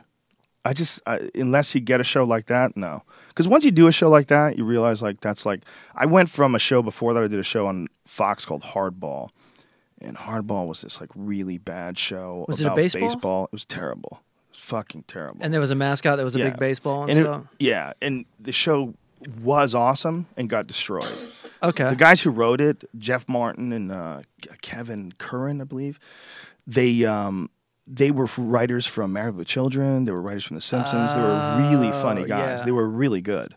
And they put together this fucking badass script. And the pilot was like really well written. It was really good stuff. And then as soon as the show got picked up, these guys were kind of like, they were soft-spoken, like really friendly, really nice guys, and just kind of soft-spoken. Right. And the network didn't think that they were strong enough to run a show. Like they thought you needed to be strong. So they booted these guys out and brought in this super-duper hackericious dude. I mean, he was a hackosaurus. Right. It was terrible. Like every terrible cliche in a scene, this guy would insert in there. His writing was just insanely bad. He was from that show Coach. Remember Coach? I remember Coach. Yeah. Well, he had come from there somehow or another, and he had gotten on this show. And I watched the show get destroyed. And so going from that to seeing the News Radio way, which is this weird thing where no one ever got famous from the show was always almost going to get canceled and limped into 5 years. Right. And didn't even get to 100 episodes. We were 2 episodes shy of 100, man. which is like almost for the show, like prophetic. You know, it's like that's what we are. Right. We're just barely, but because of that, because no pressure, no stardom, no craziness, not too much network interference, brilliant producer. It became this weird environment where there's all this ad-libbing and all this, rechanging of things and very dynamic and really funny stuff that you're proud to tell someone that you worked on. Right. So once you've done that, it's like it's really hard to do a shitty one like the Hardball one again. Right. And most likely that's what you're going to run into. It's hard to do. It's fucking silent movies, man. That's what it is. Right. You got fake laughs and there's a scene. It's silent movies. It's hard to keep that art form alive. You know. And so you guys were riffing in front of the audience while the cameras were rolling. Oh yeah, all the time. That's so awesome. Yeah. We'd riff in front of the cameras. Dave would oftentimes change a line like on the fly. Like come up with something that was funnier because his background had been live performing. Right. So he knew how to come up with stuff on the fly. Is that Hardball? Oh, God. I remember when this was on. It was only on for like 6 episodes. I think we did 7, but only 6 of them ever made it to the air. It just got butchered. But that's what happens a lot of the time because in the business of TV, what people are trying to do is make a shitload of money. And these producer guys, they want to control everything and they want to make a shitload of money. And if they are allowed to, if they get into a situation where they do it, you can't be surprised that they do. And they don't know that their ideas suck. They think they're awesome, which is why they have the job. So they push forward thinking that these awesome ideas that aren't so awesome actually are going to change this show for the better. Like they're not trying to fuck it up, but he fucked it up. Right. So when you see stuff like that, you're like, there's too many people. I'll just do podcasts. Yeah, exactly. Too many people you got to deal with. Too many hoops. I heard Seinfeld talking about how like that was one of the only shows where they were like, no, we don't. I think it was Larry David was like, no outside influences, and he was always willing to walk before he was even anybody, before he even had any money in the bank. Well, I don't know how true that is, but I bet it's true. Then initially, like shows always get fucked with in the beginning. I mean, unless you bring in unless it's Martin Scorsese and Steven Spielberg team up together for some new miniseries, I'm pretty sure the network's going to shut the fuck up on that. Right. But until that happens, they have some say, and they want to throw their own special spice into the stew. Right. I like coriander. Right. Can we put coriander in the soup? Yes. Oh, you fuck with your coriander. Go ahead, throw it in there. Okay. You're watching your soup get ruined. Right. There's it's a business. There's a lot of people involved. It's just like anything else. It's just like the design of a car or the box that the cornflakes come in. A lot of people have their say. A lot of people have opinions, and there's a lot of weirdness going on. And right. you know as well as I do that when you're trying to create something, especially if you're trying to create something funny, the less shit you have coming in, the better. When it comes to like outside of the creative sphere. The less people, once you get down to a core group of very competent individuals, like writers and artists are sitting together and they're trying to compile the correct way to do something, and they're working on it very hard. If they're a functional group, that should be where that ends. Right. Okay? Right. When some producers come in and all of a sudden they have line reads and they're like, well, why doesn't he just, oh, fucking Christ. Right. Why'd you hire writers, dude? Why don't you just do everything? Right. Why don't you just take... Right. Here, why don't you write a script? That happens all the time, too. They'll tell a producer, why don't you write a script? And a lot of producers think they can write scripts. Right. So they'll go and they'll write scripts. And then those writers will pass it around amongst their friends and fucking giggle at how bad it sucks. Right. I had that on a really small level. When I first started doing stand-up, I got this management group, and they're like, we're going to try to base a sitcom around the fucking 5 minutes that you actually have. And every month, and it wasn't just me, it was a bunch of guys that they managed. Every month, they would have these shows where they would go to, and then they would give us suggestions on how to write sets that would inspire sitcoms. Wow. And I actually got pretty far down the pike with it. I had Castle Rock, and we were pitching and everything. What year was this? This was 2002. 2002. Yeah, wow. They were still doing a lot of sitcoms back then. There was still the development deal game back then. Because that was the first year of Fear Factor. So that was when reality shows were just starting to take off. Survivor was first, and then there was a couple of other ones. And then there was, NBC had Fear Factor and a couple of other ones. And then it was just reality shows like John and Kate Plus 8 and all these other motherfuckers just spewed onto the scene. And then it was the influx of reality shows over the last decade. It's pretty crazy. It's unbelievable. 2002, that wasn't really going on as much. There was a lot of sitcoms. Yeah. And there was that sweet, sweet sitcom money. Sitcom money. In the air from Matt Fulchiron. Oh, didn't happen. I smell it now. I smell that sweet, sweet sitcom money. Everybody wanted that sweet, sweet sitcom money. I know. It's not even a game anymore in a way. It's not really a game people go for. Is that anymore. me? Yeah. Wow. Here we go. That's Where's you? Crazy. Yeah. Dude, I'm 25 years old in that picture. And I like you got a little beads on. You have one of these things on. No, it was a stainless or a sterling silver bracelet. Where'd you find that picture? Hardball website. Is Jim back up and see if Jim Brewer's in there? Jim Brewer was in the pilot. He played the baseball, the pilot. Did he really? No, he The played. I'm sorry, mascot? he played the original mascot that got beat up by the baseball. Right. He played the Pied Piper because I think we used to be the Pied Pipers, then we became the Pirates or something like that. Right. Or it became whatever the fuck we became. I forget what the name of the actual team was. But Brewer, the funniest part of the pilot was Brewer dancing around and getting in a fight with this fucking baseball. Wow. That's so crazy. That's an evil looking baseball right there. There's this guy right here. That looks like Garland right there almost. No, that's Mike Starr. Yeah. Mike Starr was in The Bodyguard. He was in Goodfellas. Right. He's been in a lot of movies. I guarantee you'd recognize him if you saw him. Super cool guy, man. That's the Star Trek dad right there. Captain Kirk's dad. Oh, really? To the far left. Bruce Greenwood. He was on the show, too. And that's that dude that's on that kids show. You know that kids show? Kid show. One of those really popular kids shows. He plays he's got a character on it. I catch him on Nickelodeon all the time. And there's Derek Jeter. That dude to the far right, I forgot his fucking name, man. I'm A-Rod. sorry. He was a cool guy, too, though. God damn it. I can't remember his name. But that was the dude that got hit in the teeth with a pipe in Russia. Ever tell you that story? No. yeah, a buddy of mine, that guy, was there doing some movie, and he turned a corner, and some guy smashed him in the face with a pipe, knocked him out cold. His teeth were shattered. Ugh. Yeah. He told me matter-of-factly, too. He's a tough fucking dude. So how was Russia? He goes, well, you see these teeth? Yeah. I got them because I was in Russia. And I go, what happened? He goes, man, turned a corner. Some dude smashed me in the fucking jaw with a pipe. Broke my teeth out. That was it. Right. No complaining and whining. And, I was like, I was traumatized. I didn't do anything wrong, man. I mean, it's like now everywhere I go, I worry someone's going to hit me. He barely gave a fuck that this guy hit him in the face with a pipe and knocked 2 of his teeth out. He's just happy his teeth look better now. I'm telling you, this dude barely gave a fuck. He was a tough dude. I don't know what he ever went on to do, but I do know it was a really strange thing I saw. He got something, some sort of a new show or something like that. He got like a part in something that he was really excited about. And his girlfriend at the time, who was also an actress, started openly crying when he received the good news. And she kept saying, like, when is something going to happen for me? Ooh! When is something going to happen for me? And she's crying. Man. And I was like, wow, this poor... I felt bad for her. That Yeah. her brain works that way. I was like, this poor kid. Like, look at this crazy brain pattern she's on. Like, Right. this weird, self-absorbed brain pattern. But that's the Hollywood way, man. That's right? definitely the acting way. I mean, Christ. It's a lot of it.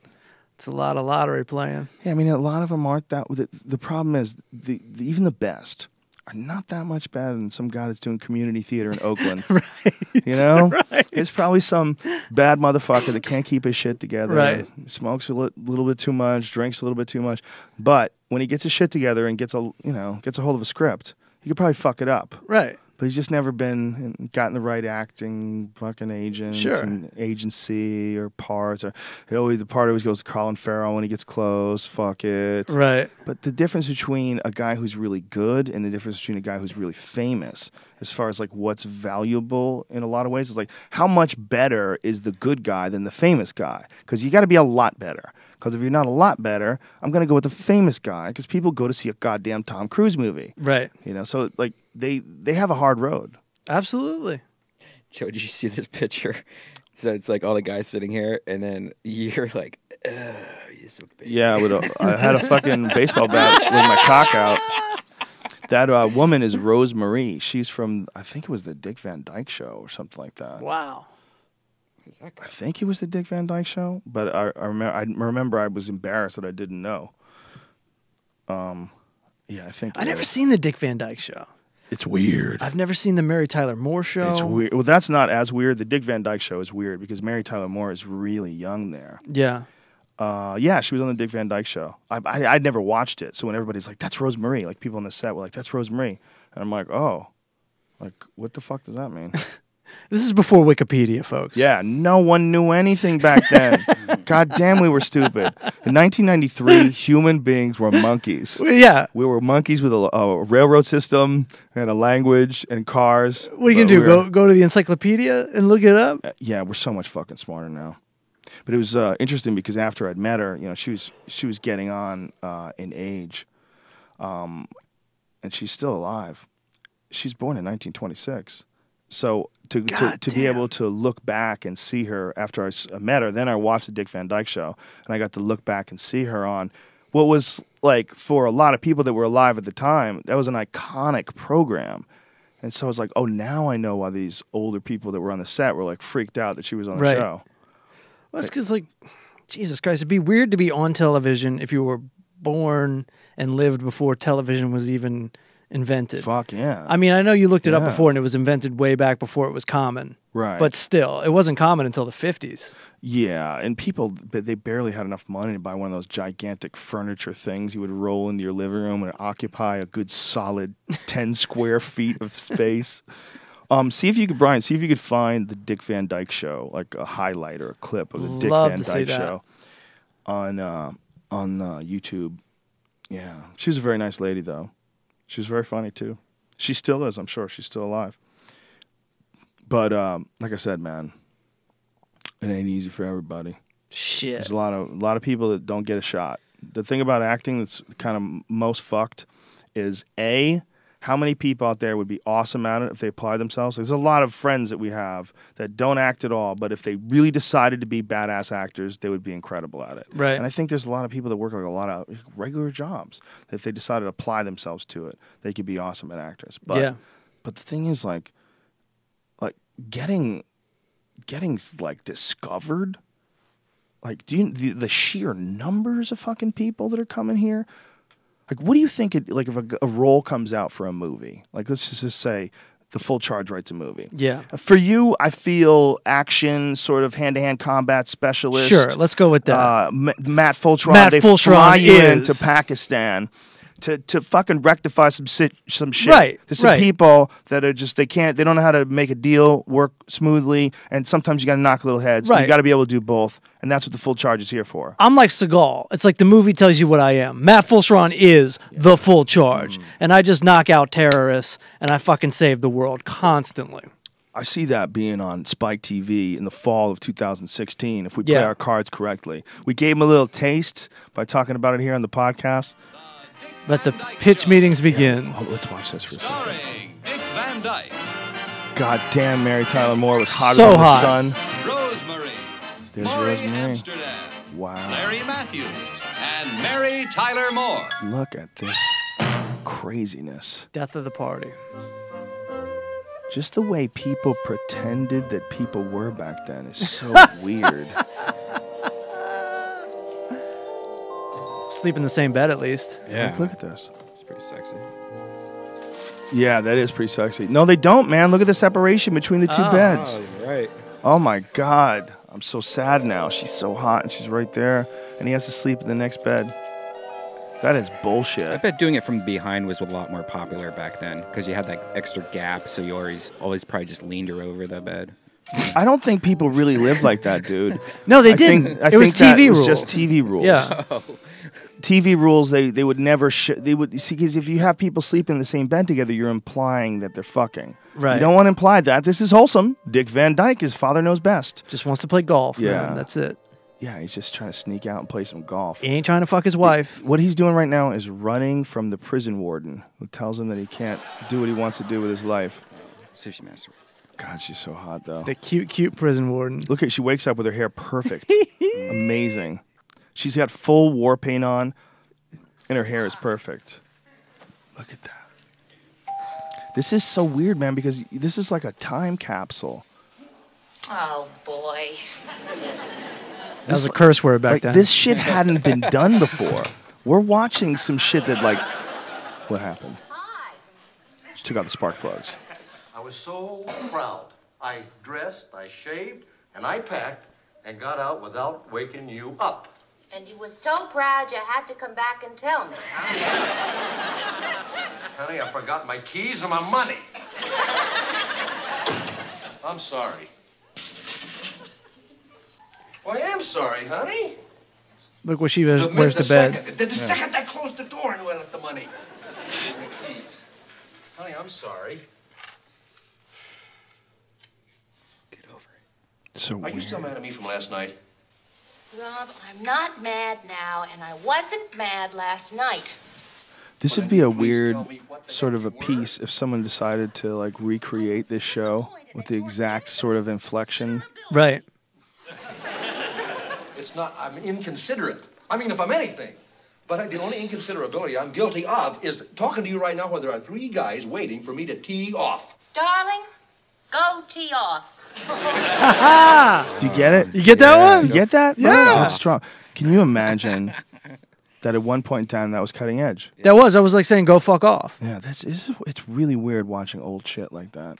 Did you see? I was listening to Opie and Anthony, and they were talking about the house from the future that they used to have, where it's like in the future we're going to have, and they were showing that how much similarities of what they guessed the house of the future was. What show was it on that they had it? It was back in the day. It used to be at Epcot, or it used to be at Disneyland. It used to be this building you walked in, and it was like, in the future, this is what it's. Oh, so it was a ride? Yeah, kind of. It's like a standing ride, if I remember. I'll show you. They have the video online, but they guessed things like microwaves and they guessed microwaves. Online shopping. They guessed. Really? Yeah. Here, no I'll way. I'll Pull find that it. up. Yeah. That's fascinating. Wow. So is there anything in there that we don't have, Brian? Yeah, there was a lot of stuff. I that see they the didn't wheel do. spinning. I see the wheel spinning, young Mr. Inventor. I can't think of anything. Full Charge Enterprises. What I'm going to do is I'm going to watch old shit with the predicted the future, find out what happened and what didn't, and then pick up the pieces. Is there a mailbox that blows you? I knew it. That's what we're doing. Gail, cancel all my appointments. Yeah, here's some photos from what it used to be. Oh wow! And so what was this? When was this created? What year? I believe it was the 1957 to 1967, and it was called, believe it or not, the Monsanto House of the Future. Monsanto, you fucking rascally devils! And that's hilarious. House of Future, yeah. But I remember going to it. I think it was at Epcot when I went to it.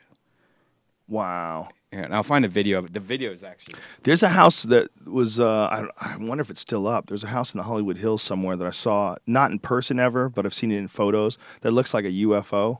Uh-huh. Have you ever seen that? No, I've never seen that, no. Let me find it on Google. The Flying Saucer House. Jamie, see if you can find it, or Brian. Flying Saucer House. I think it's in Hollywood. But it's so wicked. It's a house, though, that once you lived in it for a little while, you'd be like, all right, this is ridiculous. Look at it. How dope is that? Right. The Encounter at LAX, that restaurant? Yeah. Looks a lot sort of like that. Yeah. But this is someone's fucking house, man. Yeah, no kidding. Someone's chilling in that house. Okay, I take it back. That's uber dope. I would love to live in that. It's like living in a Space Needle. Look at this or something. photo, dude. Look at this photo. Wow. See if you can pull that one up so the Ustream people can see it. This fucking house is radical. You might even survive an earthquake or an avalanche or something in that. Plus, you would be worshipped by Star Trek and Star Wars geeks. And where's this at? Forever. Hollywood Hills? Or? Yeah, somewhere in Hollywood. John Lautner. By John Lautner. He's the guy who created it. I wonder when this was built. Oh, okay. It was construction backed in 1960, but it was recently renovated. Huh. God, that's fucking wicked. The house is incredible. They're so cocky, though. Look what people do in California. They take a hill in a place where the ground moves all the fucking time, and they just stick a big spike right down the middle and put a circle on it. This will stay here. I can't believe no one lives in the Death Star or whatever. No one's recreated that to live in. You just put out a fucking awesome message, and someone's going to run with that. Make sure you finish it, guys. You don't want to leave any weak spots. Now, should they make it full size, full charge? Well, they would have to satisfy me. So they're starting in space? What are we doing? I don't know. That's for the nerds to figure out. Get on it, boys. Seriously, though, if you're a single guy, full charge, and I know you are, and you're looking to be sly, and you're looking to really impress a gal with where you're living. 2 dozen roses? 2 dozen roses at the fucking... the UFO house. You bring her up to the UFO house, this chick thinks you're balling. I want you to look at a view, my friend. Look at the fucking view from this place. Sweat that shit. That's so awesome. Come on. That's so awesome. That view of Los Angeles at night is a really crazy view. Have you ever seen that view, Brian? You ever been on top of Doheny? Yeah, I would go up and down. Look at that shit. It never disappoints, man. Dude, look at that fucking view. That's insane. That is an incredible picture. This house is so weird because it's just surrounded by glass because of his UFO theme. Yeah. It's kind of amazing that there's not more of these really weird, freaky houses in Hollywood. You would think there would be a lot of weird, unusual shit. Right. I guess by the time you can afford a house, you've kind of got rid of all those crazy ideas about living in a fucking I think UFO. So. And if you do come up with a crazy plan for it, if you're an architect, then you got to find somebody who's crazy enough to do it. Well, you also have to find the homeowners association has to agree. Oh with. yeah. Yeah. That's a big deal in California, right? They say no to a lot of stuff, don't they? It's a big deal everywhere. I was reading about this woman who's getting in trouble because she was in Florida, in Miami. She's growing vegetables in her front lawn because that's the only part of her house that gets hit by sun. So she's growing her vegetables there. She's been doing it for 17 years. and they're trying to get her to stop. Like the city is coming in and telling a lady to stop growing healthy food on her property. It's fucking vegetables, dude. Let her have the vegetables. Like someone's gonna walk by, they're gonna be offended if they see a tomato plant. Yeah. Like what the fuck kind of craziness is that? Why are you telling people they can't have food up? What could she grow anything else? Yes, she can. She's allowed to grow flowers. She can grow fucking pine trees. Probably she marijuana. can grow anything she wants. Can't grow marijuana full charge. That shit's illegal, dude. Oh. That shit is illegal, especially down in that country known as Florida. Oh, Florida. It's a different Okay, country. yeah. It's not America or California. Right. This guy made That's his whole Cuba. house a Star Trek house. Wow. And his whole entire house is just like the ship. Do you hear that? That's the sound of a million panties getting wet. That's fucking dope. Look at this guy's house. Yeah. Look at his fucking, even his fireplace. He did up his fireplace. You ever seen that documentary Trekkies? Yes. Long People time just ago. dedicating their lives. Yeah, there's a lot of people that just get obsessed with anything, whether it's World of Warcraft, being a Trekkie, being a furry, chemtrails, anything. Did you ever see that old Saturday Night Live sketch where William Shatner's at a Trekkie convention? Oh no! And he just tells off all the Trekkies. And he points to John Levis. He's like, "You're 30. You ever kissed a girl?" He's like, "You took something fun I did in the '60s and turned it into a colossal waste of time." How rude! Yeah. I wonder how the Trekkies felt about that. Like I they don't were know. betrayed. It was one of the first like Trekkie things on TV. So they probably appreciated that they were being recognized. Yeah, it's kind of interesting, like what shows take off with that. It's not like Star Trek went on forever. It went on for a few years. I think it was 5. Was it 5 years? I don't think it was that many. I think it was more 4? like 3. Let's see, Star Trek. It was a great fucking show, I'll tell you that. But it's amazing that, like, okay, here's another perfect example. The fucking Rocky Horror Midnight Show, whatever it is. Yeah. When they do the Rocky Horror Picture Show, the midnight ones, and they have these people get up and they sing along to the music.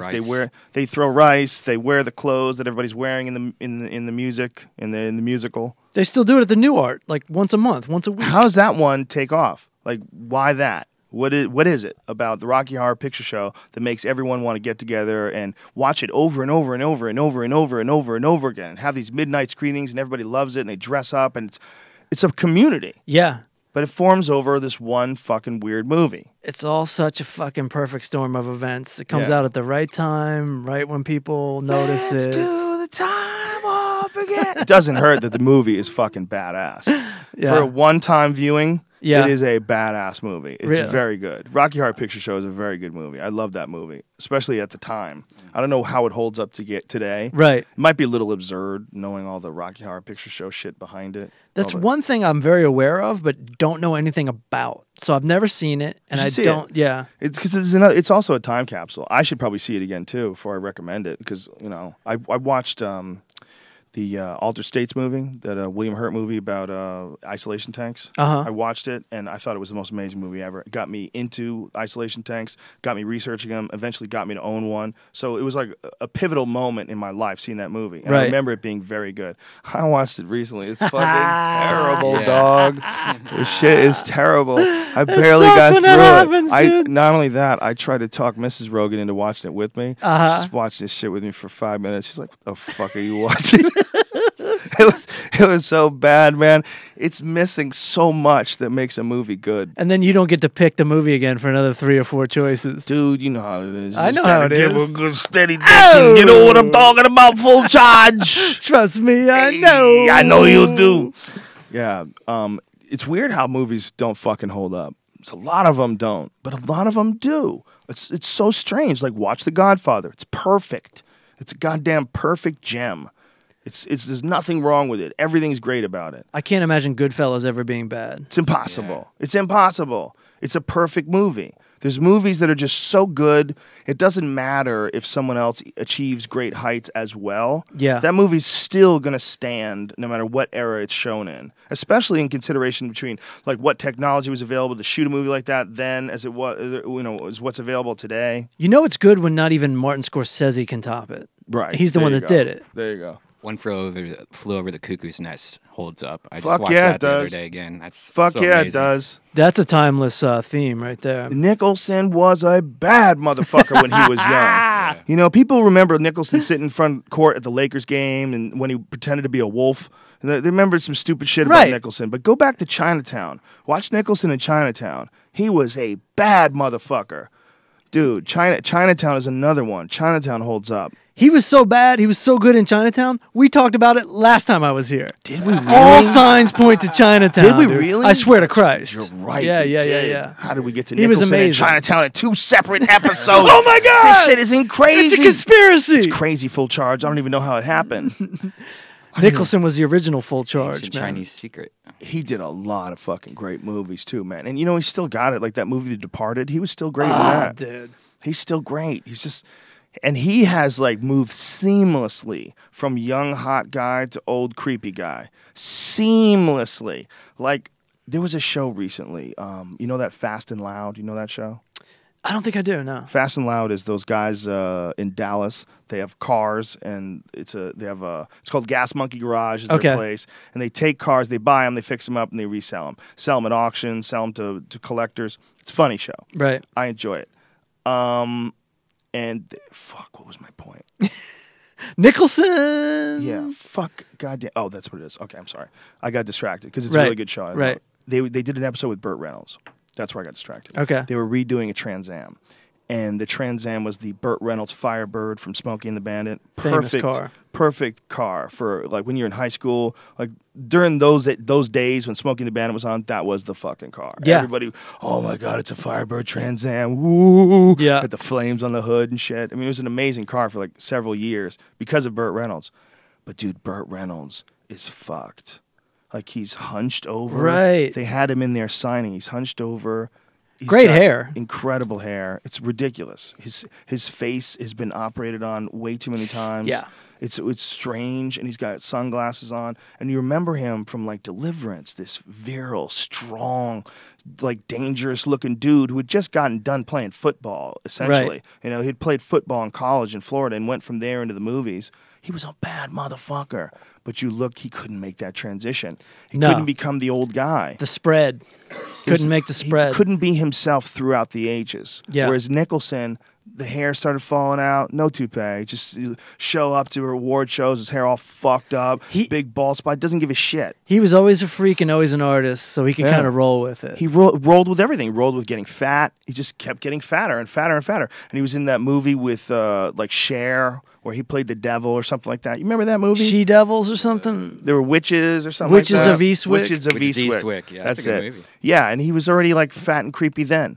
You know, he had like made this transition seamlessly. Right. So him and Burt Reynolds probably very similar in age. Right. But he looks great.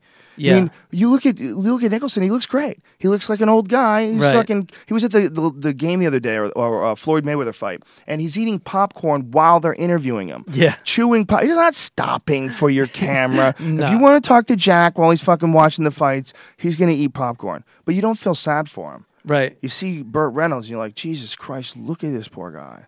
Like his body's all hunched over. He looks like he weighs maybe 100 pounds. And I'm not even kidding. He's got the wig on. He's got his face is drawn from surgery and weird and shiny and stiff. He's got no spark. He's got no life. Yeah, it's depressing. It's depressing when you consider like how funny he was. If you go watch Smokey and the Bandit, it's another time capsule, but it's hard to see. It's hard. He doesn't even look like that now, man. You know what's weird about Smokey and the Bandit? I watched it a couple years ago. There's no one under 30 in that movie. Right. And they don't do that in movies anymore. It's all like young hot shots. Smokey and the Bandit was fun, man. The only young people they had in Smokey and the Bandit was people that almost got hit by cars on a baseball field when they jumped and started driving on a baseball field. How great is Jackie Gleason in that movie?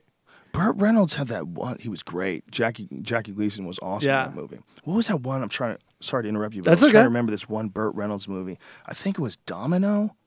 Was that what it's called? Hold on. Reynolds. That's a weird way to spell it. Look at that Reynolds. sexy motherfucker, Joe. Look at that. He made the hairy chest sexy. Stud, bro. Hold me back. Yeah, he did a lot of goddamn movies, man. Stick. Sharky's Machine. That was it. Do you remember that movie? No. Where Burt Reynolds, it was a good movie, man. Burt Reynolds, it was a cop movie. And at the time, I fucking loved it. It only has a 6.2. I bet if I watch it today, I'll think it sucks. But I was 14 years old. And Burt Reynolds played a badass in this He was a narcotics cop in Atlanta. Demoted to Vice after a botched bust. In the depths of this lowly division, while investigating a high-dollar prostitution ring, Sharky stumbles across a mob murder with government ties. Isn't it funny when you read like a crazy, like super overly dramatic movie? Like you read like the description, you're like, what kind of a life is this? That all this keeps happening to you.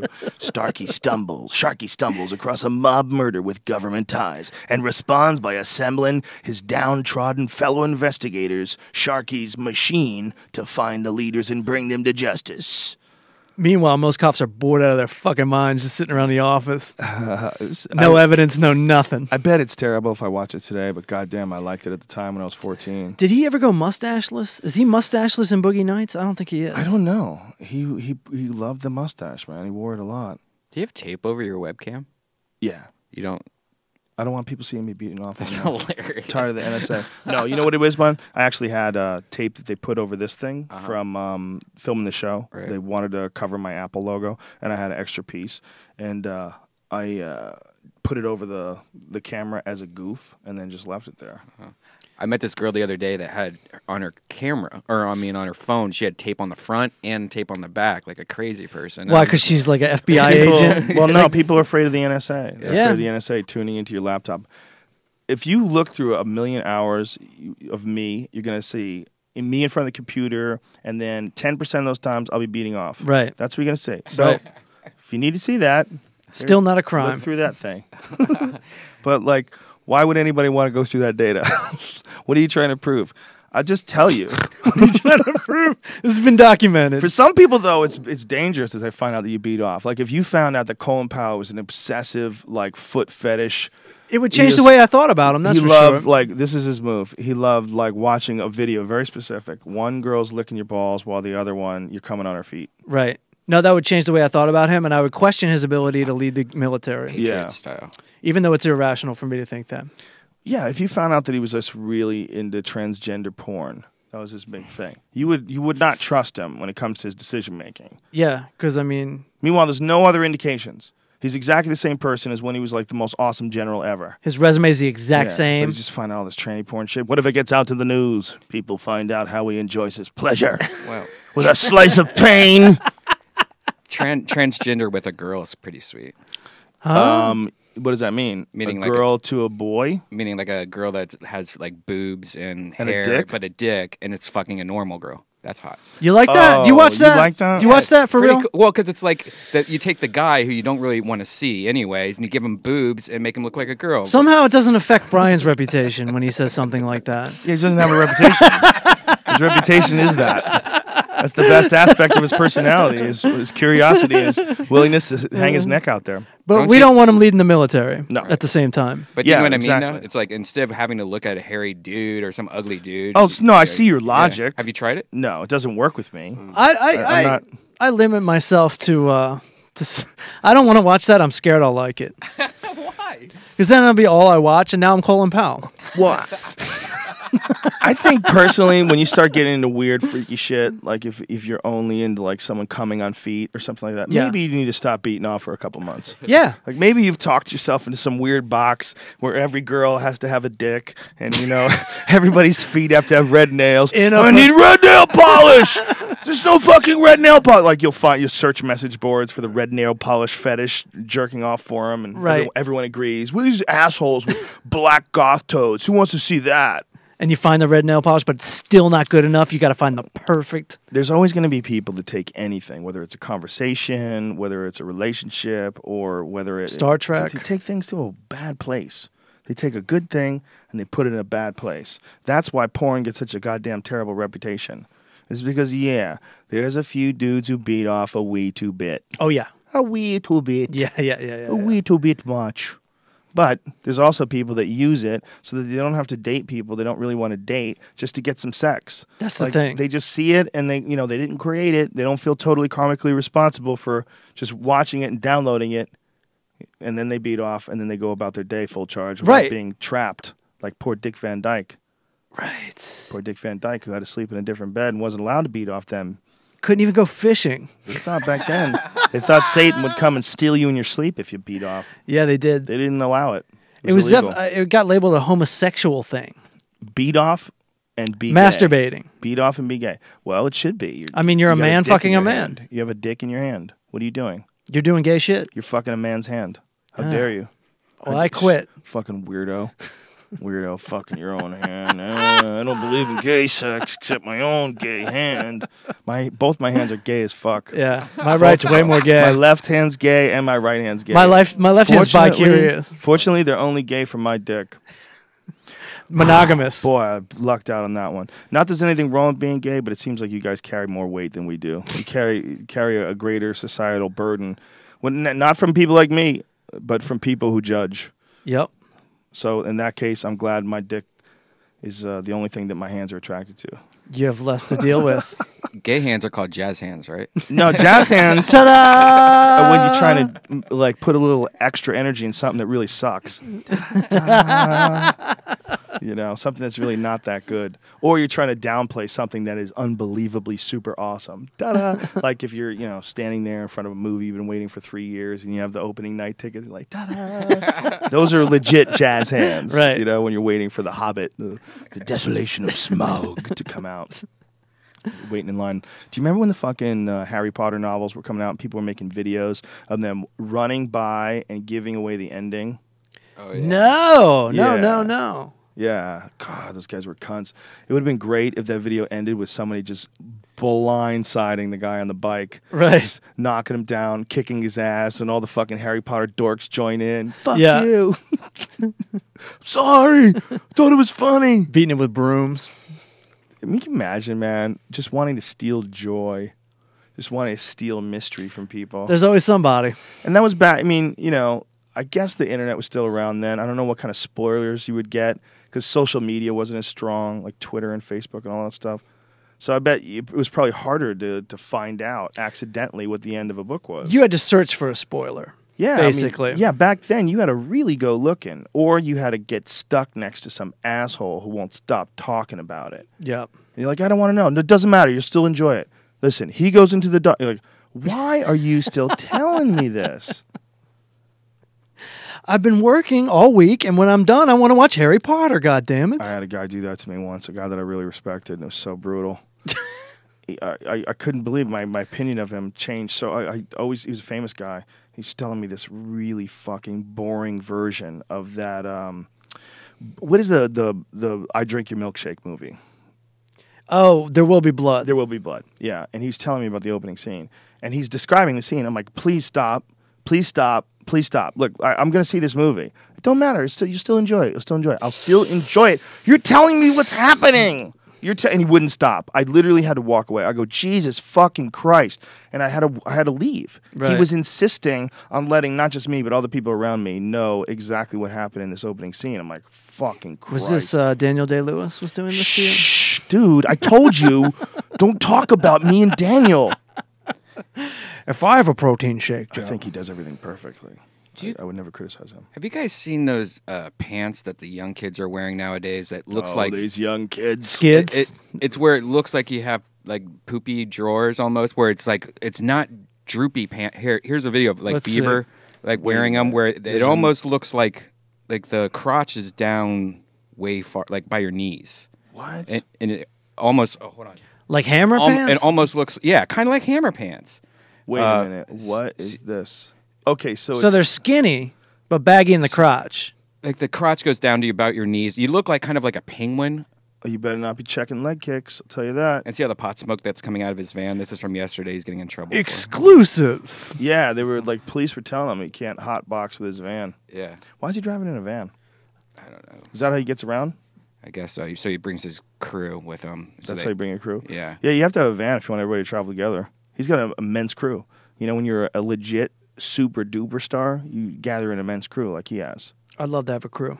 I think the full charge crew needs a special name, like the Volts. The charge heads, or the Volts. The Volts. Yeah. You know what that's called? The amps.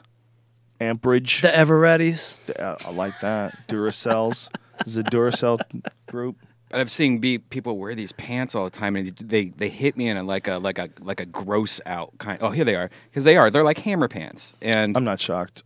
this shit's like popular right now. I'm just not shocked. Human beings are begging for the aliens to fucking wipe us out. Begging. With every new fashion choice. With every new video we make.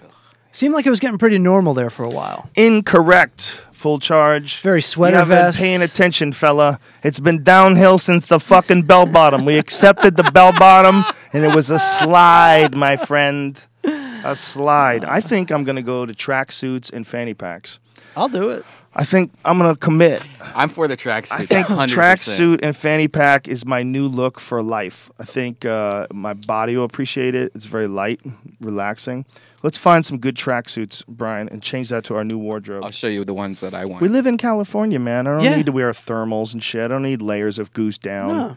I can get by with a tracksuit and a fanny pack. Yeah, I want to be feel part. good. I want to be part of your crew. I don't feel like starting my own. What kind I'll of get the sneakers should we tracksuit. wear? What kind of sneakers should we wear? We definitely got to wear Pumas or Adidas. That's what I'm saying. Whatever the Shell tops. Yeah, whatever the tracksuit is. Here's the shoes that Asics. Those are good. That's a good choice, Brian. That's a good choice. have That's a it. comfortable shoe, too. Yep. And if you're wearing like a blue tracksuit with some white stripes, that'll fit nicely. If we learned anything from Fat James, it's tracksuits and Asics. No doubt about it. Rest in peace, Fat James. Yeah, tracksuits and Asics. I haven't had a tracksuit since I was probably 19. When was the last time you had an actual legit tracksuit? I got one when I was like 28 because I was going out with this girl.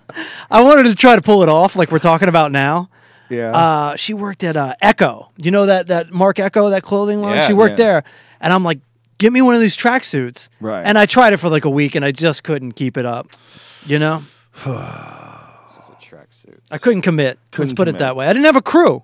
Yeah. The Ever-Readies weren't ready yet. You gotta have some other people Ironically. behind you that also work, so everybody doesn't give a fuck together. Mm-hmm. You know, because if just you on your own out there in the wilderness of life being judged by your fashion choices, and Yeah. you're wearing a fucking tracksuit, and you see a girl outside of a place where a girl, if you were dressed like this, she'd be like, "Oh, you're Matt Fulchiron, stand-up comedian," but she sees you, and why are you wearing a tracksuit?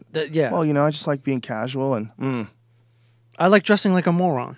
They don't buy is that. it a moron They thing? don't buy it. Is it a moron thing or is it a comfortable thing? Are we the morons, full charge? I know I'm the moron. With our zippers to get our dicks And our trapped belts. in, our belts, when we could just have a simple drawstring, easy access. We got to start know? smoking cigars too. Dude, let's do it. So Why hold back? little bit of organized crime. See, just Bruce a little Lee, bit. Bruce Lee owned that type of tracksuit the same way Hitler owned the mustache.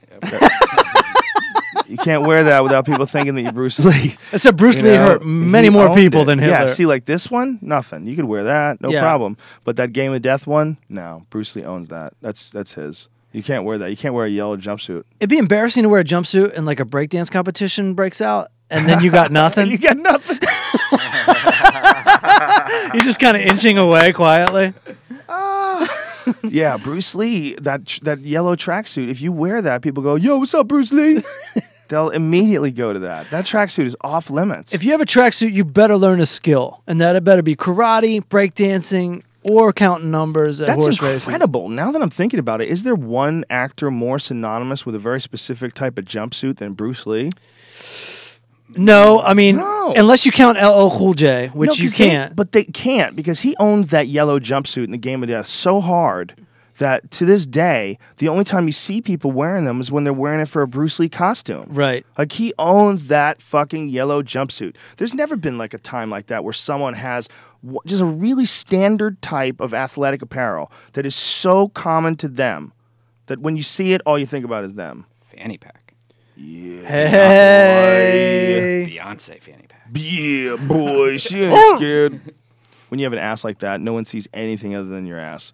That fanny pack is only examined by people online. If you were there in front of her, it would be like a mirage. You wouldn't even be able to see it. You'd see her hips to ass ratio is incredible. I think the tits are real. She's so That's all hungry. She's ridiculous. Ridiculously hot. I forget what we're talking about now. Jack Nicholson. Burt Reynolds. It was Burt Reynolds. Track. It was, when you see a guy like Burt Reynolds that's like had all that plastic surgery and is like really hurting right now. No one's won the plastic surgery game yet, have they? Well, here's what's really crazy. You know who's the same age as him? Who? Sylvester Stallone. Uh-huh. That crazy fuck that looks like he's 30 years old. Right. His face doesn't, but his body is ridiculous. He's fucking shredded. So what's Sylvester doing? Just hair dye? I mean, he's eating definitely doing babies. that. He's eating babies. But does Sylvester have any plastic Taking surgery? hormones. Yeah, I'm sure he has. He's an actor. They must. By the time they get to be like that age, like especially the superstar blockbuster type dudes that keep their hair the same color, they've had a little bit of something done. Yeah. You know, just a little tuck here, a little Botox there. They get that weird shiny skin that doesn't move. And when they do this, it doesn't work. Right. So it's like. So then you can't even act. It's like shiny. You can't even be surprised. Well, you know, you could be surprised that you're in a movie. Somebody hired your old crazy ass with your poisoned skin. Yeah. Your frozen fucking paralyzed skin because you think that looks better. Bruce Willis kept it real. Kept it real. Still working. Still working. Yeah, there's a lot of those guys, right? And in stand-up comedy, too. A lot of those guys. Like George Carlin. Perfect example. George Carlin just kept being George Carlin through being a young guy to being an old curmudgeon, an old like scholarly curmudgeon, breaking down the the funny shit about the world. You just stayed the same guy. Yeah. Something happens to some people though, man, where they just can't do that. You know, something happens to some people where they can't accept it. They got to cut their face. Yeah, not a lot of comics doing this. The surgery, right? What if it became like shown on paper that duck lips make every punchline 10% better? Oh, they probably do. I'm sure they do. Yeah. Brody does punch lips. He does punch lips. I say punchline lips. He does it like on purpose. Like he'll tell a joke and he's got his face cut too. He's got that scar. Yeah, but that scar is an accident. Sebastian's You're right though, because that scar came from laser surgery. He was trying to get his hair removed from his face, and they burned his face. Really? Yeah. Well, Brody's fucking hairy. Yeah. Fucking hairy. When he shaves his face, he gets stubble like an hour later, and it's all the way up to his cheeks. So he was trying to get it lasered, right? And they botched him. I wonder if he got paid for that. Did he get paid for that? I don't know, but he might have just done it again on his eyebrows, and that's why he wears a hat down like this and glasses. I hope he doesn't. He doesn't need to do that. He's Brody. Just give him love for who he is. Tattooed eyebrows or something. Does he really? Yeah. Or lasered eyebrows, and then they took too much. No, it's something that lasts up to like I think you said 6 months or something like that. Lasered, yeah. Well, they laser it. It'll kill like a lot of your eyebrow hairs for a long time. Like a lot of girls get it on their hoo-ha. Hey. They go down the hoo-ha and they get it lasered down. But I think it's a tattoo though. It's a not permanent tattoo, but it's one that goes away in like 6 months. What are you talking about? He had his eyebrows tattooed? Yeah, that's Probably why. Shouldn't be talking about. Dude, you were telling on him. Why are you talking about? Because we talked about it on an Ice House Chronicles. Oh, okay. He already talked about it. He's so crazy. He would. The Hair Chronicles. He was fucking unbelievably funny the last time he was on here. Though. Oh, it was so great. Everybody's talking about it, dude. One of the funniest podcasts I've ever done with him. Without a doubt. So cool he's got the TV show because he was like, I don't know if you remember, like when he showed up in LA in the late 90s, everyone was going fucking apeshit for him. Like on the comic circuit. Well, I know comics have always respected him. I know he's always been a guy that Stanhope and I had him do the opening warm